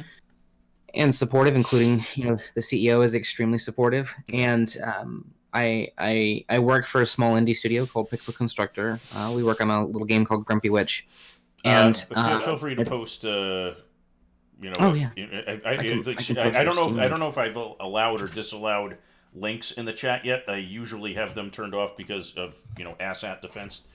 Yes. But give it a try and post a link to your developer if you want to plug your developer, or send it to me in. There you go. Okay, There it so goes. that's allowed. Yep. But yeah, I can just see now Copter's going to start barraging us with links because he never gets to post links on my other channel. Because I've actually had, I actually had a dude show up trying to post links to like songs with racist names and such, and the name of this account, and I swear I'm not making this up, was Closed Channel. It's somebody who actually went to the trouble to create an account just to try to shut other people's channels down by doing bad stuff on their channel and then reporting his own bad acts to get the channel shut down. So since that, I have shut down link use on the other channel because it's like, really, what the hell, dude? You got nothing better to do with your time? But apparently that person had nothing better to do with their time. So anyway, yes, I'm now kind of curious to check out the studio's games, so that's cool. But yeah, go on about how it's we're doing a cutesy little 2D platform. So if you're not into that sort of stuff, then, what kind of game? A cutesy little 2-dimensional, 2.5D platformer type game. Okay. Well, you know what? I might try that out on the gaming stream at some point. Cool. Yeah, I'd appreciate it. So yeah, like I know, for example, that if I were to try to get a job at anything in the area, Kroger, Meijer, Walmart, any food service, anywhere, that my being trans would be something that I can't hide, and it comes up, and it would more than likely get me turned down for work. Have you ever actually had a job opportunity kind of dry up on you because of being trans? 3. Wow, that sucks. I mean, I know I know it sucks. I'm just kind of stunned at how matter of factly you just said, "Yep, 3." I've also been turned down for jobs for being a veteran with PTSD. Who turns down a veteran for a job because they have PTSD? I mean, was that because I might go job? postal, right? Because that's what vets with PTSD do. Alrighty then. Wow, isn't that like an illegal form of discrimination? Yes, it is. I hope you sued the shit out of that person. Don't have the money or the resources. Really, I would think like lawsuits like that would be something attorneys would take on contingency. I would have thought, but On pro bono, not that I could find. not pro bono, contingency, meaning they don't charge you up front, but they take a cut of the settlement. So that's what contingency means. You contact a local attorney, find out what that the laws are like for that. And years ago, I can't prove this. It was a conversation between me and an employee of Walmart. I can't prove it's a thing. If it happens to you in the future, and you think there's any way to demonstrate that this happened, talk to a lawyer in your area and find out if they do contingency-based work on that, where they don't charge you for the actual suing of the guy. They just take a piece of the winnings. Usually a third. But if you can stick it to some bigot, I'm like, yeah, okay, you can have a third. Take it, make them pay as much as you can. Yeah, I mean, I'll take whatever I can get, I guess. Yep. So wow, 3 different jobs, huh? Well, let's take a look at this article here for a second. Yeah, the president wanted to ban transgender people from military service, and Sessions did. Yeah, Sessions changed the Justice Department's position on the Civil Rights Act protecting transgender people, because of course he did. The DOJ acted in accordance with that, because of course they did. Office of Personnel Management removed guidance for federal agency managers on how to support trans. Wow. Like, can you even imagine what a dick you have to be to sit there with basically what amounts to a giant eraser, like, scrub out the protections for these people? Like, what a jerk you have to be to even think that's okay. DOJ, 2 memos to all executive branch departments that interpret religious liberty protections in ways to give broad exemptions for federal anti-discrimination law.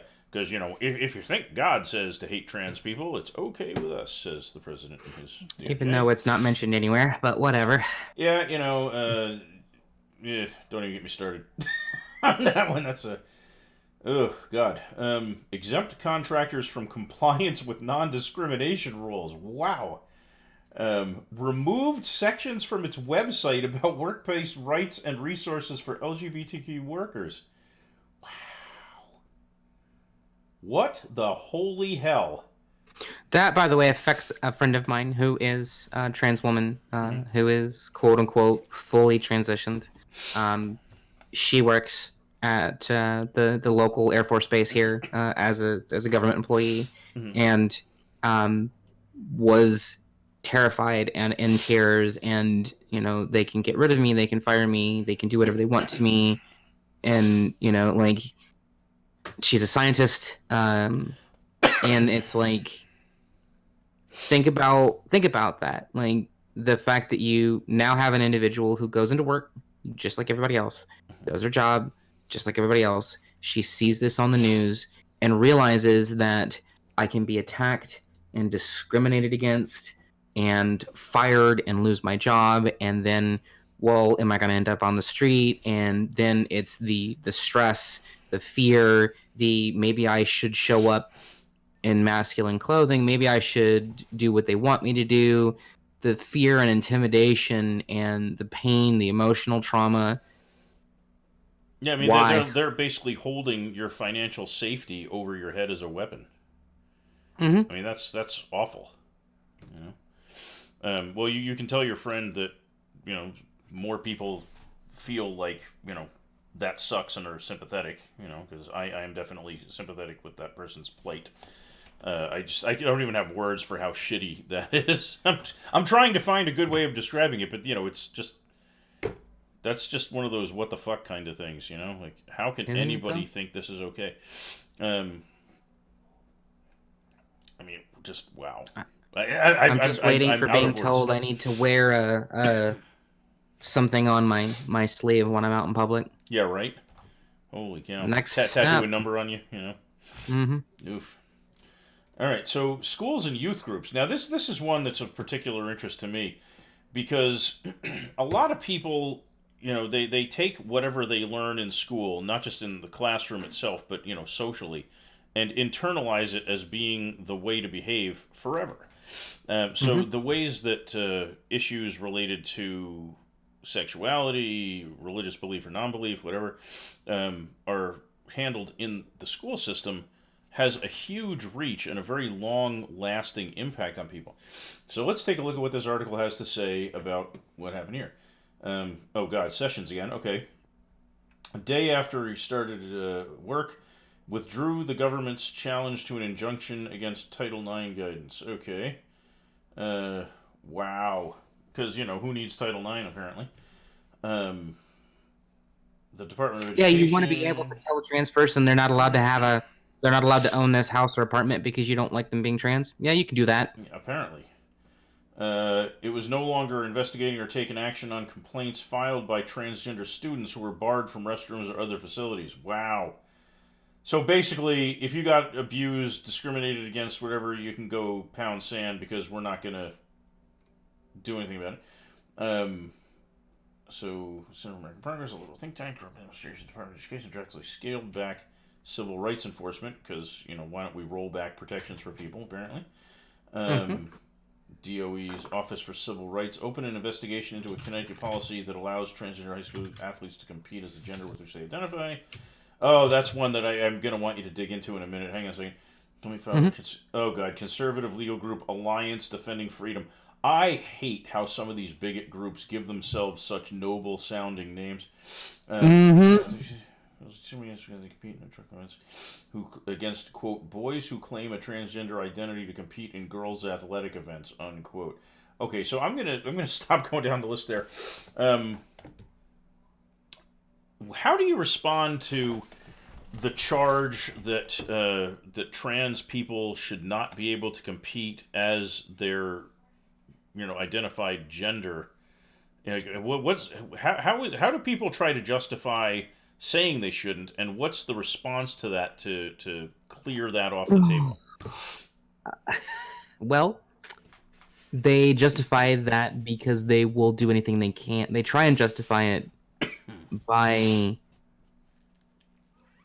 saying that it's a spectrum of trans women are men who think they're women who are trying to get into women's sports to abuse women so that they can get away with it. So like think of a trans woman a transgender woman who is a quote, as the right wingers will say, a trans man or a man pretending to be a woman, getting into MMA to fight women, and the justification of why this is not okay is because that actually was in the news a while back. Yes. There was a circumstance like that. So I take it you're referring to cases like that specific. Yes, cases like that, and they would, for example, they would say, this person's only reason is they want to beat on women and get away with it. Which is not true. I hope that nobody wants to beat on somebody of a particular gender for any reason. Yes. But I mean, having helped run my regional domestic violence and rape crisis center for a while, I know that there are people who do actually like to victimize women. I just hate it that's true. But let me push back gently for a second here. The argument I've heard in favor of that viewpoint that makes the most sense to me, not that it makes a ton of sense, but of the arguments it is the least idiotic, is that the main reason for separating sports into male and female categories is that, broadly speaking, men tend to be physically larger and more physically capable than women, and that the goal is to have, I guess for lack of a better term, a level playing field for participants on either side of that divide. And that if someone is transitioning as an adult, that they have gone through whatever physical development that person goes through that sort of dictates their broad physical capability range, and that it would seem unfair to women who are, cis women, born women, feel comfortable as women, etc., having to face opponents or other teams that include people that are, enormously physically larger than them because of how their bodies developed. And I can see some concern about that, and correct me if I'm wrong here, but my understanding is that a lot of the things that go along with transition include hormone therapies and things that don't just have cosmetic effects, but they have an impact on overall athletic ability and bringing someone's physicality kind of closer to the norm of the gender they identify as, etc. So, I mean, is there any substance to that objection? And if not, how do you explain to people that this is not actually the massive problem that the right wing would have you believe it to be? Groundhog, by the way, is a good person. And, well, welcome, Groundhog. Yeah. And political streamer as well. Awesome. Does good stuff. And yes, I know Groundhog pretty well at the moment. So Groundhog is good people's. And I will parrot some of what he says in a little bit. But for starters, we have separated things based on masculinity and femininity, on the differences between the quote biological differences between male and female for a very long time, and I would question why that was done, and I would look back and go, well, men were in charge, and so men didn't actually ever want to compete with women, because if a woman did prove to be stronger, then that destroys their concept of masculinity. So being better than you're femininity. saying that they would feel emasculated by having lost a competition to a woman because... Yes. Okay. All right, go ahead. Yeah. Sorry, I'm just trying to make sure that I understand and making sure that if anybody's listening that they, are hearing these things. So, yeah.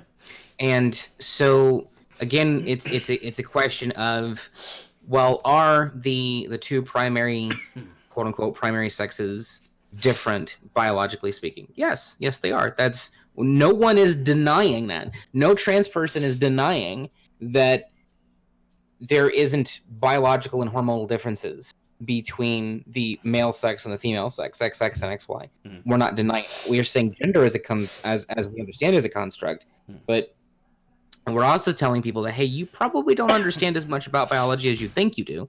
I was going to say, I would imagine being in your circumstance, you are forced to become a lot more educated about these issues than your detractors are.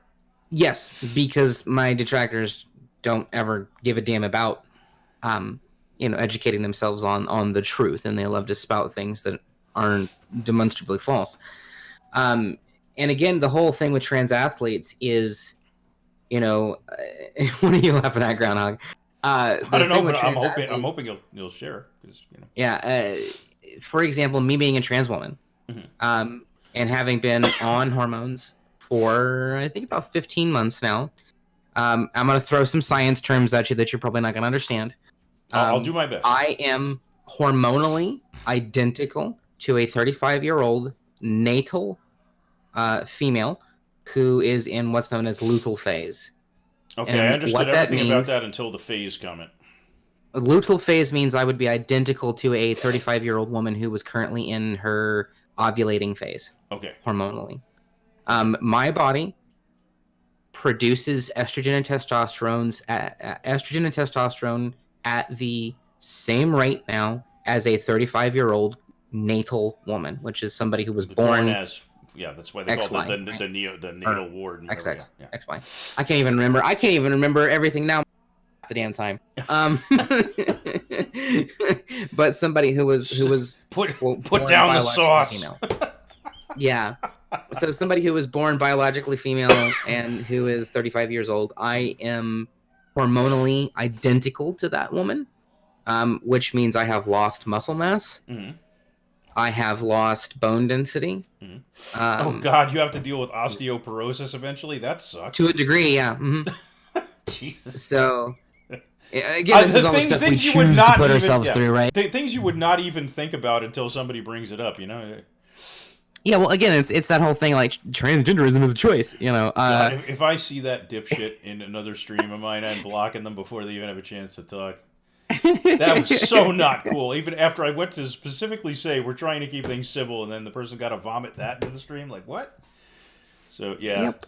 Wow. Anyway, so go on. I'm just kind of stunned by the level of dumb, Yeah, we've had quite the level of dumb. I deal with quite the level of dumb every day. And so in this understanding that me as a trans woman who's been on hormones for over a year, that my body has changed even though I'm in my 30s, right? So there's a level of plasticity here to humanity that we don't understand, that I'm actually going through a second puberty in my 30s.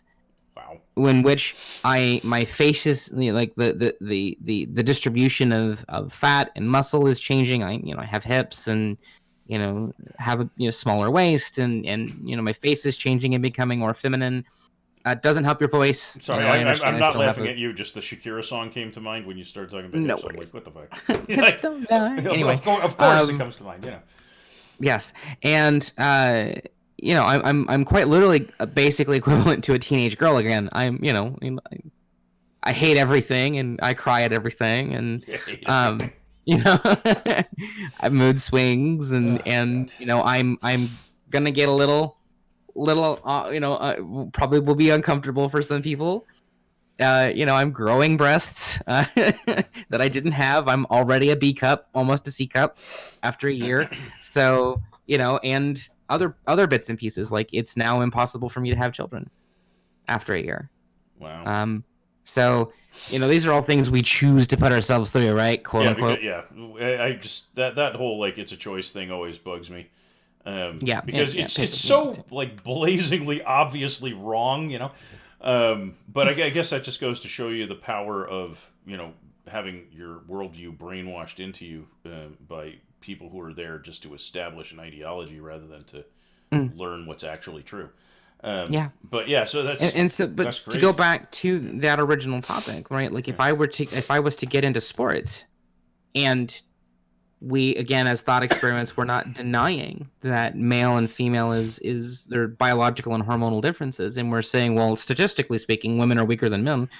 I wonder why. Maybe thousands of years worth of persecution by a male-dominated species. No, I mean, if I was going to respond to that, I would say basically that generally speaking, women are shorter and have less muscle density per pound of body weight. But yes, I don't think that. Yes, they've been oppressed for thousands of years, but I'm not sure that produces the physicality of you're shorter. Think about it though. Actually, no. Let's tangent on that for just a quick second. I want to pose a question to you. Mm-hmm. How did we get dogs? By domesticating wolves over a long period of time. Right. At So least you that's don't, my understanding. Even tell me if I'm wrong. right. So you don't think over 2,000 years of men being in charge and putting women in positions where they couldn't be physical, that didn't do something? I can't say for sure. This is one of those places I have to say I don't have enough knowledge to make a really informed statement about that. But if I had to just throw whatever occurs to me against the wall and see if it sticks, I would say it might have some impact, but not necessarily the impact that means that, you see guys well over 6 feet fairly common and, women not so much. I could see marginal differences, but I'm not sure it would account for the entirety of the difference in physical size and muscle mass distribution and whatever. Just like I'm not sure oppressing women made their hips a different shape, and different capabilities of bending and motion and such. No, it didn't. But I could see it having some effect. I'm just saying that there is a component to this that probably doesn't have anything to do with women being oppressed. Yes, oppression of women sucks, and I'm sure it had some effect. I just, I want to hedge by saying I'm not sure it would be the entire story there. No, but I mean, and again, there's stuff that we're not denying. So 14.5% of all men are 6 feet tall. 1%, in the United States. Yeah. In the United States, the percentage of men that are 6 feet tall or over is 14.5%. By the way, I appreciate that level of accuracy. I was like, go ahead. And 1% of U.S. women are 6 feet tall or taller. So there's a difference there. Like 14 times as many men are of that height as women, and the women overall that are that height is a much smaller percentage of the men that are that height. But when we start talking about these types of things and statistics and whatnot, we're not talking about the impact that generations of oppression and abuse can have. When we're talking about, biological things in our species, like we've progressed pretty far over the last few thousand years, and I would just question people, to sit and think, like, if women have been oppressed for thousands of years, would that do absolutely nothing, or would there be some outcome equivalent to, again, what we've done in other situations? I'm not saying it's the whole thing. I'm just like asking people to question it. Like, hey, wait a minute. Have we actually caused a lot of the stuff that we see because men have been in power and have had all the power for so long? Okay, so I would say that sounds like an idea to investigate.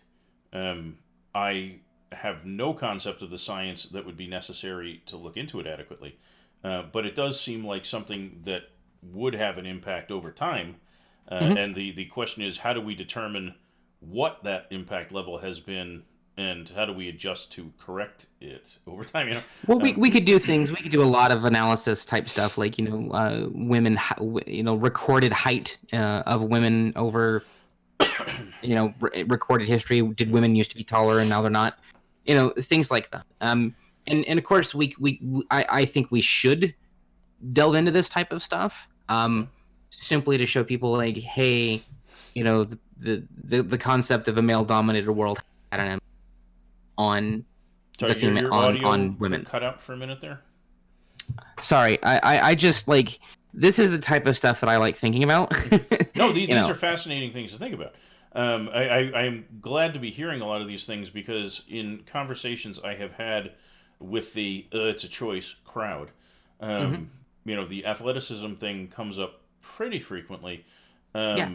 And especially after, something goes through the news cycle, like that one MMA fighter who was, I forget the person's name, but of course, you only need one example for somebody who's looking for something to latch onto, But it comes up fairly frequently, and, having questions to ask, like, have you considered that this is a possibility that might impact that? This gives new conversational topics that can be brought into that discussion that might give someone a reason to consider with more depth than they had, or at least slow down their roll a little bit, to mitigate the narrative that they're trying to throw out there. Yeah. Because I guess the thing about the whole trans people and athletics things that bothers me the most, how do I describe this? I guess it's a matter of, shouldn't we be celebrating people's athletic capabilities rather than fighting to keep them from demonstrating them? Like that, isn't the whole concept of sport about seeing what we can accomplish with the human body, what level of performance we can eke out of this meat suit that we wear?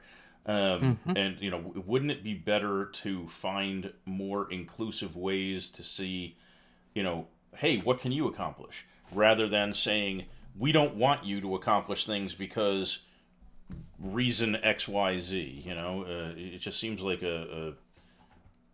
I guess, exclusive way of looking at things rather than an inclusive way. Yeah, and to take all of this stuff into why I brought all of it up. Again, a lot of the times I bring things up and people think, well, that has nothing to do with the topic. It does. Because if we are saying that, men and women are different biologically, and we understand this, Mm-hmm. then and there is the understanding scientifically that my hormonal levels are equivalent to any normal cisgendered female right now, Mm-hmm. to the point that I have had to worry about losing muscle mass and losing strength and things like that. Shouldn't I then, like, if you force me to compete against men, aren't you then intentionally setting me up to fail? That's a good point. The transgender male to female athletes, um, if they're on hormone therapy, if they're doing these things in the transitional process that have Mhm. physical impact on the body, that would, for lack of a better term, subtract from the performance level that they were used to before transitioning. Isn't it unfair to them to force them to compete against people who have a natural advantage that they no longer possess? Mhm. There's I guess it's a matter of, um, there's a second side to this argument that detractors don't really either think about or want to discuss, or I'm giving them the benefit of the No, doubt they don't. saying don't think about, but it's probably more a matter of don't want to discuss. Um, No, they don't. They don't want to it, discuss it, it. it seems like we shouldn't ignore the other half of that conversation. And again, I should preface a lot of the stuff that we're talking about with, you don't need to have dysphoria to be trans. You don't need to be on HRT to be trans. None of these things are a requirement. There is no one right way to be trans. I'm not a trans medicalist. I'm not a true scum. Okay, pause for a second. HRT, Mm, hormone replacement therapy. yes, Okay, just making hormone sure I replacement understood. therapy. Okay, go Yeah. ahead. Continue. You can be trans simply because you identify as trans. Like, you don't need dysphoria. You don't need to be on hormones. You don't need surgeries. Not every trans woman will get both surgeries. Some will. Some will get just top. Like I myself want both surgeries. I want more than both. I want three: facial feminization surgery and then bottom and top. But I wanting those surgeries and So then getting them is two different excuse me. things. Bottom and top. Top meaning what? Breast augmentation, Like breast augmentation. and bottom meaning genitalia reconfiguration, whatever the Yeah, right yeah, term is for. sexual sex reassignment surgery or gender affirmation surgery. No. I like that term better. Um, I yeah, like that term better. It yeah, gender sounds affirmation more surgery. positive and less, Yeah, yeah. like It punitive, used I to be guess. SRS, but now we're going with gender affirmation Yep. surgery. So again, I need to, like, to the people that are listening, if I have any friends like in Groundhogs here, and I do actually really respect Groundhogs opinions and beliefs, and I have other friends that are trans that might be in. Um, I need people to understand, like, there is no one right way to be trans. And when we're talking about biology, we are talking about biology as we understand it, Hmm. in regards to the predominant, uh, sexual karyotypes of the XX and XY, male and female, not in regards to intersex individuals, not in regards to trans and non-binary people, just as we currently understand it. And again, in a situation with trans athletes, if I mean, I'm 5'6" Mm-hmm. and 200 and some odd pounds, Oh my and god, I'm if taller than you somebody. Fantastic! Mhm. I feel so happy now. So, I'm only like 5'8", and I'm constantly getting, like feeling short. So I feel a little better now. I'm sorry it comes at your expense, but it's nice to feel Oh, tall that's for fine. once. That's fine. How's the weather up there? So anyway, continue. So yeah, it's that situation where, okay, well, if we acknowledge some level of accuracy and authenticity with biology in regards to men and women, and I, as a binary trans woman, Mm-hmm. which means I'm somebody who I want to be seen, heard, understood as the binary understanding of male and female, Okay. want to compete, and you force me to compete against men when now I can't gain the same level of muscle mass, and I do have issues with bone density now, like calcium and all that type of good stuff. Think Mr. Skeletal for good bones and calcium. Anyway, Yeah, that renders that you people more don't get that vulnerable to reference. like bone breaks and such, right?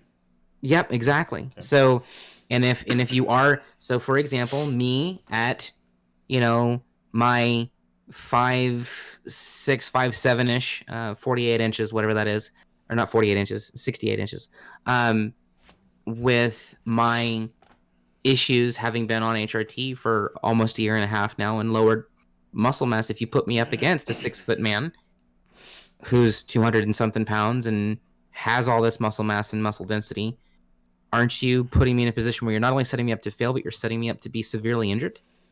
It would seem so. I mean, I don't see that as being a fair way to, put a competition together. And you wouldn't do that even in sex segregated sports, which I'm a huge detractor of sex segregated sports. Yeah, I I mean, think the I guess whole that's why they concept is have weight BS. classes and such, right? Just to Yes, try but they and do, again, weight classes is a thing, yeah. right? So if you put me up against a man that was in my weight class, or even again, think about trans athletes competing against trans athletes. Mm-hmm. So male to female competing against female to male. Wow, there's a conversation you never hear. That's wow, that's mind blown here. That's a question I had never even thought to ask. How common is it to see male to female, Extraordinarily uncommon. yeah, and female to male athletes compete against each other? Do you have any Extraordinarily uncommon. examples of that happening, and do you know what the outcomes were? I don't know. I would leave that to Groundhog Okay. digging things up if he's still around and would like to, but Yeah, I if you don't. if you want to share a link, that would be awesome. If anybody can figure that out, I don't know. It's just, again, it's like one of those things where you throw stuff at people and they're like, "Wow, I never thought about it like that." That's It's really like, one of the things so, I was hoping would happen with this episode, by the way. mhm.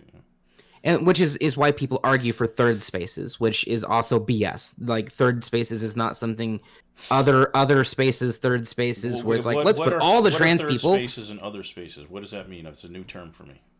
Okay, so there is people who would say, let's have male sports, female sports, and trans sports, where we lump all the trans people together in their own thing. Ew. Third That spaces. sounds like male sports, female sports, and black people sports. Like, it sounds so bigoted when you put it It that doesn't way. it? I just like, ooh, the level of bigotry is very high with that. And there are some people that support third spaces, Wow. which is, let's have male bathrooms, female bathrooms, and trans bathrooms. Wow. Right? So, okay, but then that means Just that when you think you've you're heard okay every way with people can putting, be bigoted asshats, somebody comes up with a new yeah. way to do it.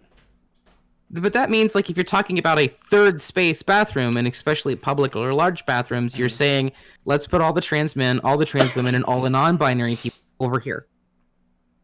Yeah, that's some serious segregationist bullshit right there. And what if me, as a trans woman, is uncomfortable going to the bathroom with a trans man because he's a man? Yeah, wow. Like, the people don't ever think about their level of stupidity and ignorance and bigotry when they talk about this stuff. When it's like, well, how come, like, why can't we just have completely gender neutral bathrooms? Yeah, I got to be honest with you. Again, I'm not a doctor here, and I'm about to say something medical, and hope that I'm not totally wrong. But I would imagine that male, female, or trans, everybody poops pretty much the same. Mm-hmm. I'm just saying. Yep. Just saying. So people don't. Yeah, exactly. Groundhog. If we're talking post HRT, then we're basically talking versus men. I use that. Yeah. Well, again, Groundhog. I put that in like trans men and trans women versus for people that don't understand, right? Because they're not in this as much as you and I are. If that makes any sense. Like I use terminology that they can understand, right? And I put it from a perspective that they can understand because they're not into it as much as you and I are, for example. All right, well, yeah, can we take another look at this article and get on to the next Yes. category of stuff? Because healthcare is the next subcategory, and that sounds like something to dig into a little. um, Yes. so, Health and Human Services proposed a rule that would eliminate Obama era regulations prohibiting discrimination on the basis of sex stereotyping.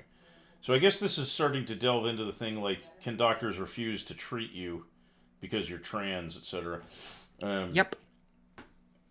Drop proposed requirements for hospitals to establish policies.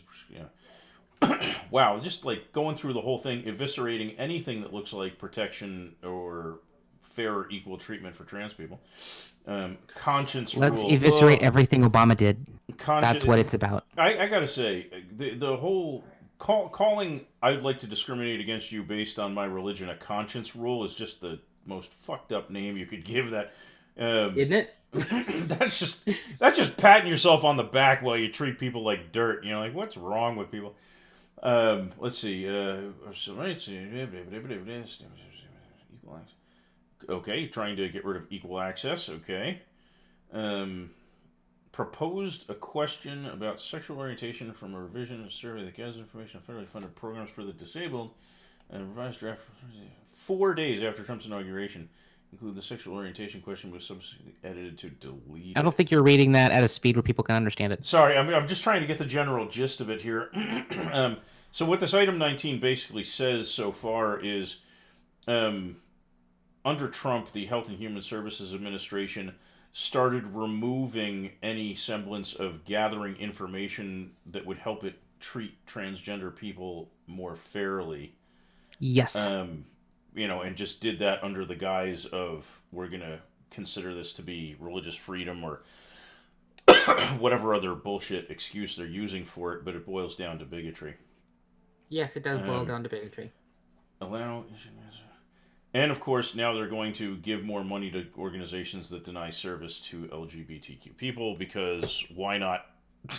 if you're gonna be a jerk, you may as well go whole hog and make sure to give more money to people who are bigoted the same way you are, because that is so good for public policy. Okay, so what kinds of obstacles have you found in healthcare as a trans person? Oh God. Excuse me for coughing. I can't go to the hospital that is right down the street from me, Kettering Health Network, Kettering Hospital, because they are Seventh-day Adventists, Presbyterian, I think. They are specifically for example, I went in for heart issues, and the heart doctor asked to pray with me before even doing any testing or anything. And I was like, you know what? If it makes you feel better, doc, go ahead.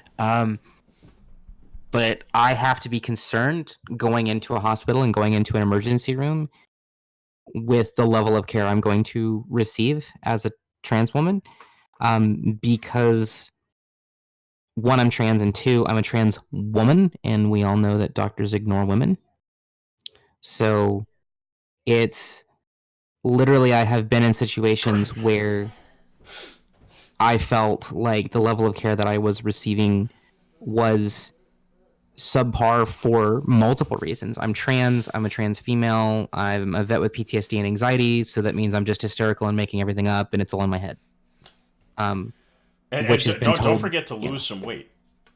Yeah, and lose some weight. In people all the time. So it sounds to me like because there are so many religiously affiliated healthcare facilities in this country, that the Trump administration's actions have basically codified discrimination against trans people into being standard operating procedure.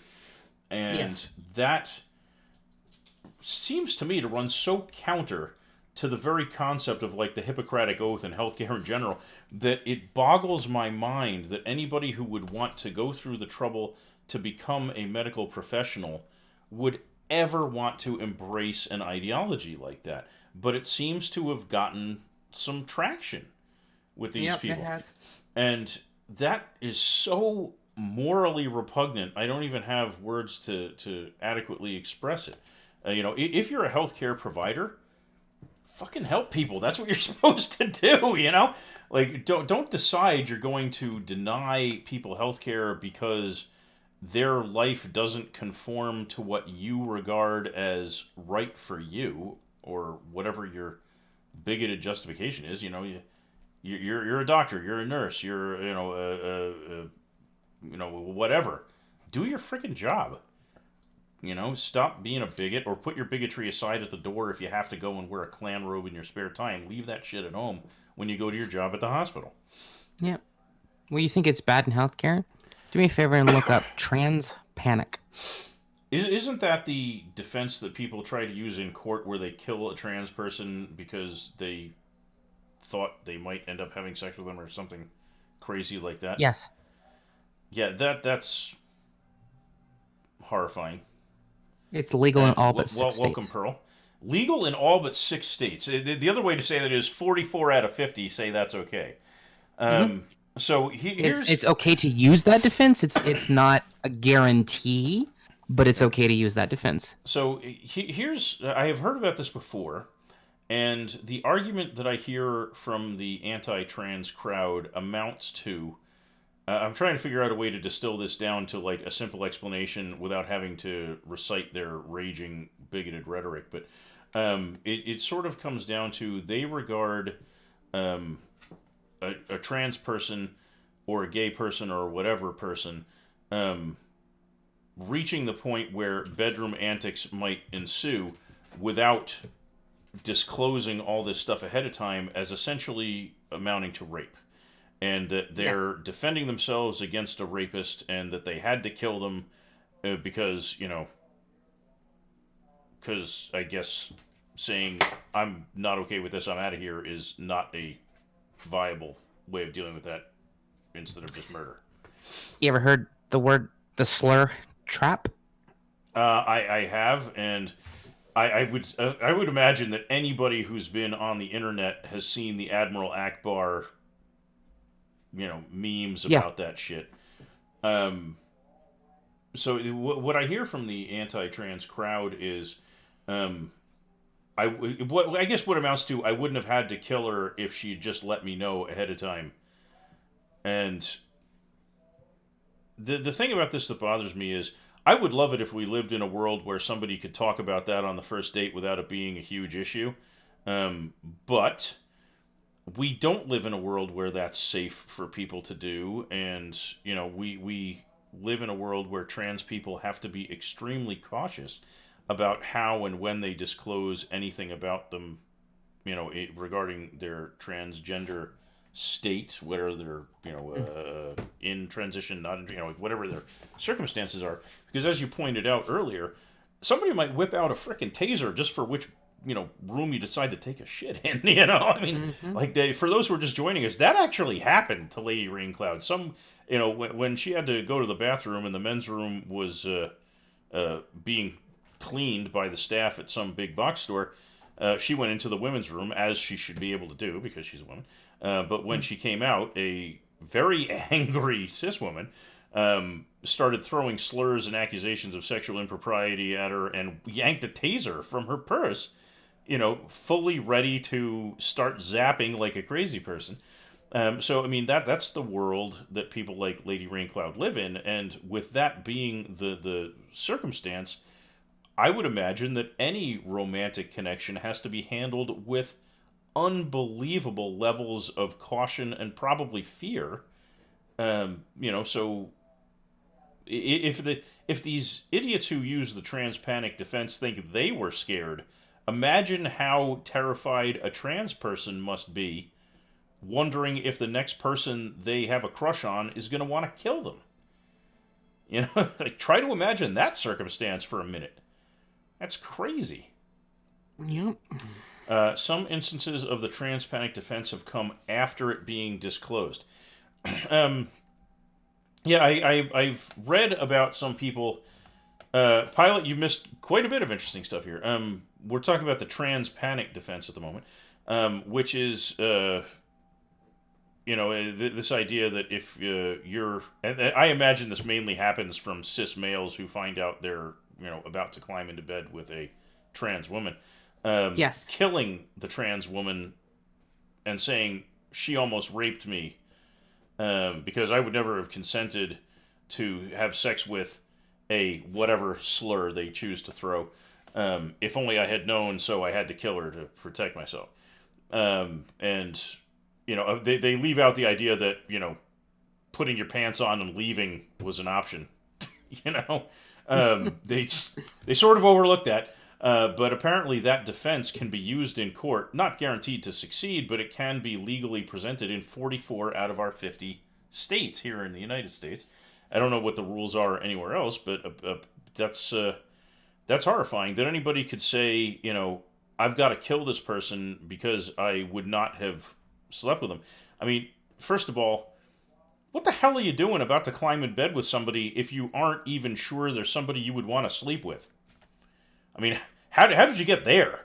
Shouldn't you have done a little more getting to know the person before you decide to hop in the sack, And if you have an emotional connection and you decide that you don't want to have the physical one because the person you were thinking about sleeping with is trans, isn't it just a whole shitload easier to just say, I got to tell you, this isn't for me. I have had a great time on these dinner dates and the movie time was great and everything, but I'm just not up for this.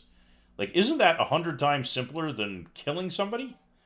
How do we reach the point where killing the person is the go-to reaction? And I can only guess that it has to do with a psychopathology on the part of the cisgendered male who's having the freak out, more than it has to do with anything about the trans person that they were on the verge of having sex with. It takes a certain kind of person to say, I would not want to sleep with this person, so I'm going to have to murder them for it. Like that's got to be some type of psychotic person to have that kind of response to that circumstance. But apparently that can be used as a legal defense, which is bizarre. I don't think there are any instances of it being successfully used. But even the fact that somebody thinks that that's a viable defense to present is staggeringly awful. Isn't it? Yeah. That's insane. I mean, is there any other circumstance that somebody would look at in court and say, almost stuck my unit into this person, decided I didn't want to, so I had to kill them, that they would ever even attempt to use as a defense if the person on the receiving end of the homicide were not trans? Like, is there any other circumstance where somebody would even remotely consider that to be a viable defense? And I think reasonably we can conclude, no, there's no fucking way that any other circumstance would allow that. But for some reason, trans people are regarded as, I don't know, not human, not whatever, that, that they're somehow not in the same category as any other human being this murderous guy might have wound up in a bed with. And it says a lot about how horribly discriminated against against trans people the legal system in this country must be. Every system. Yeah, I mean, when we're talking about the trans panic thing, it's the legal system in particular. But yeah, Pearl, what are you trying to say there? I think you just got auto-corrected or something. But yeah, that's I'm a little concerned about that. Cuckoo. Oh, you'll like the skeleton. Yes, thank you. Okay. Oh, you had me worried there for a second there, Pearl. Um, so we have decided here and realized here that the healthcare industry is set up to make trans people's lives difficult. The legal system is designed to make trans people's lives difficult. Um, but let's go to the next category here, public housing. And we're going to just take a touch on this one, and then I'm going to ask if anybody in the chat has any questions, because I got to wrap up. I got to do dinner fairly soon because I'm supposed to do the gaming stream at 8, and I need to have some time to eat dinner with the whiff. But I don't want to just abruptly cut off in the middle of a sentence here. So it looks like from what we're seeing in this article, there's a lot more to talk about, including housing, including building a family through foster care, adoption, whatever. We already talked about the criminal justice system a little bit, public life. It seems like trans people have so many obstacles artificially put in place in front of them that obstruct their ability to just live a normal life, that it's mind-boggling to even imagine what somebody would have to cope with on a daily basis if you're not living that circumstance. Hang on a second, groundhog. There we go.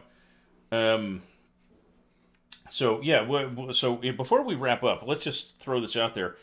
First, anybody in the chat have a question on any of these topics or something you'd like to ask LadyRayneCloud, and we'll deal with them. And if if there are no questions, then LadyRayneCloud, if you have anything you'd like to add, if you want to plug your own channel or your game development company, again, anything you want to do like that, we can give you a minute to do that. But let's see if anybody wants to ask any other questions before we wind down. It's a rehashed gay panic defense, so I would think it's similar in terms of if I have sex with someone who is male, then I am gay, and that is a shame. Despite A, since they're a woman, and B, two men can have sex without being homosexual. So, good point, Groundhog. I don't see a ton of questions coming in the chat, so why don't we just hand things over to you for a minute, LadyRayneCloud, and tell us whatever you think we still need to hear. Plug your Twitch channel, your game company, whatever you need to do to shamelessly self-promote. Not shamelessly. Yeah, I think, most of the people, the school lockdown article didn't come up. We can talk about that another time, because as I'm sure Barebones is well aware of, this is probably one of many conversations. I feel like we have only begun to deal with all the stuff we could talk about regarding transgender people, transgender rights issues, etc. Pilot asked, did you have a good time with the show today? I did have a good time. I'm glad to hear that. I really am, because I am very grateful that you were willing to come on here and talk about these things, and they're very deeply personal to you, and I know that that's not always an easy thing to do. So I'm very glad you were willing to do that. And yes, as you said, there are plenty more to talk about. I'm sure transgender rights issues are going to be in the news over and over and over again as long as people are trying to obstruct them. So there will be more episodes about this kind of thing in the future, because let's be honest, it's not going away. The problems that you face are not going away overnight. Nope. And there will be new information, new ideas, new topics of conversation. So yes, please give her a follow and check out her game on Steam. It's Grumpy Witch, I think you said is the... Is that the name of the company or the name of the game itself? Grumpy Witch is the name of the game, not the name of the company. It's a platformer game? Yeah, 2D platformer. Cool. All right. Anything else you want to say before we wrap up? No. Enjoy your stream. I will probably be streaming as well tonight. So I hope it goes well. Hope it goes good. I've had a good time. I look forward to more conversations. Yeah, you've been fantastic. I really appreciate you being here. And I almost forgot to follow. I need to do that real quick. Oh, thank you. Yeah. Follows are free, right? Yes. So, hey, I'm not affiliated on this channel yet, so I can't even accept a sub, even if you wanted to give one. So don't worry about that. Okay. Hopefully, I will get affiliate sometime soon. That would be nice. Hopefully, if I can help you out with that, I will. Well, any help is appreciated. So yeah, I'm gonna wrap up and go have dinner with the wife. Thanks to those who came by tonight. I'll be back again tonight at 8 on my gaming channel, and I will be back again with more of the BareBonesTalk on Wednesday at 4 p.m. So y'all have a wonderful night, and I will catch you again real soon.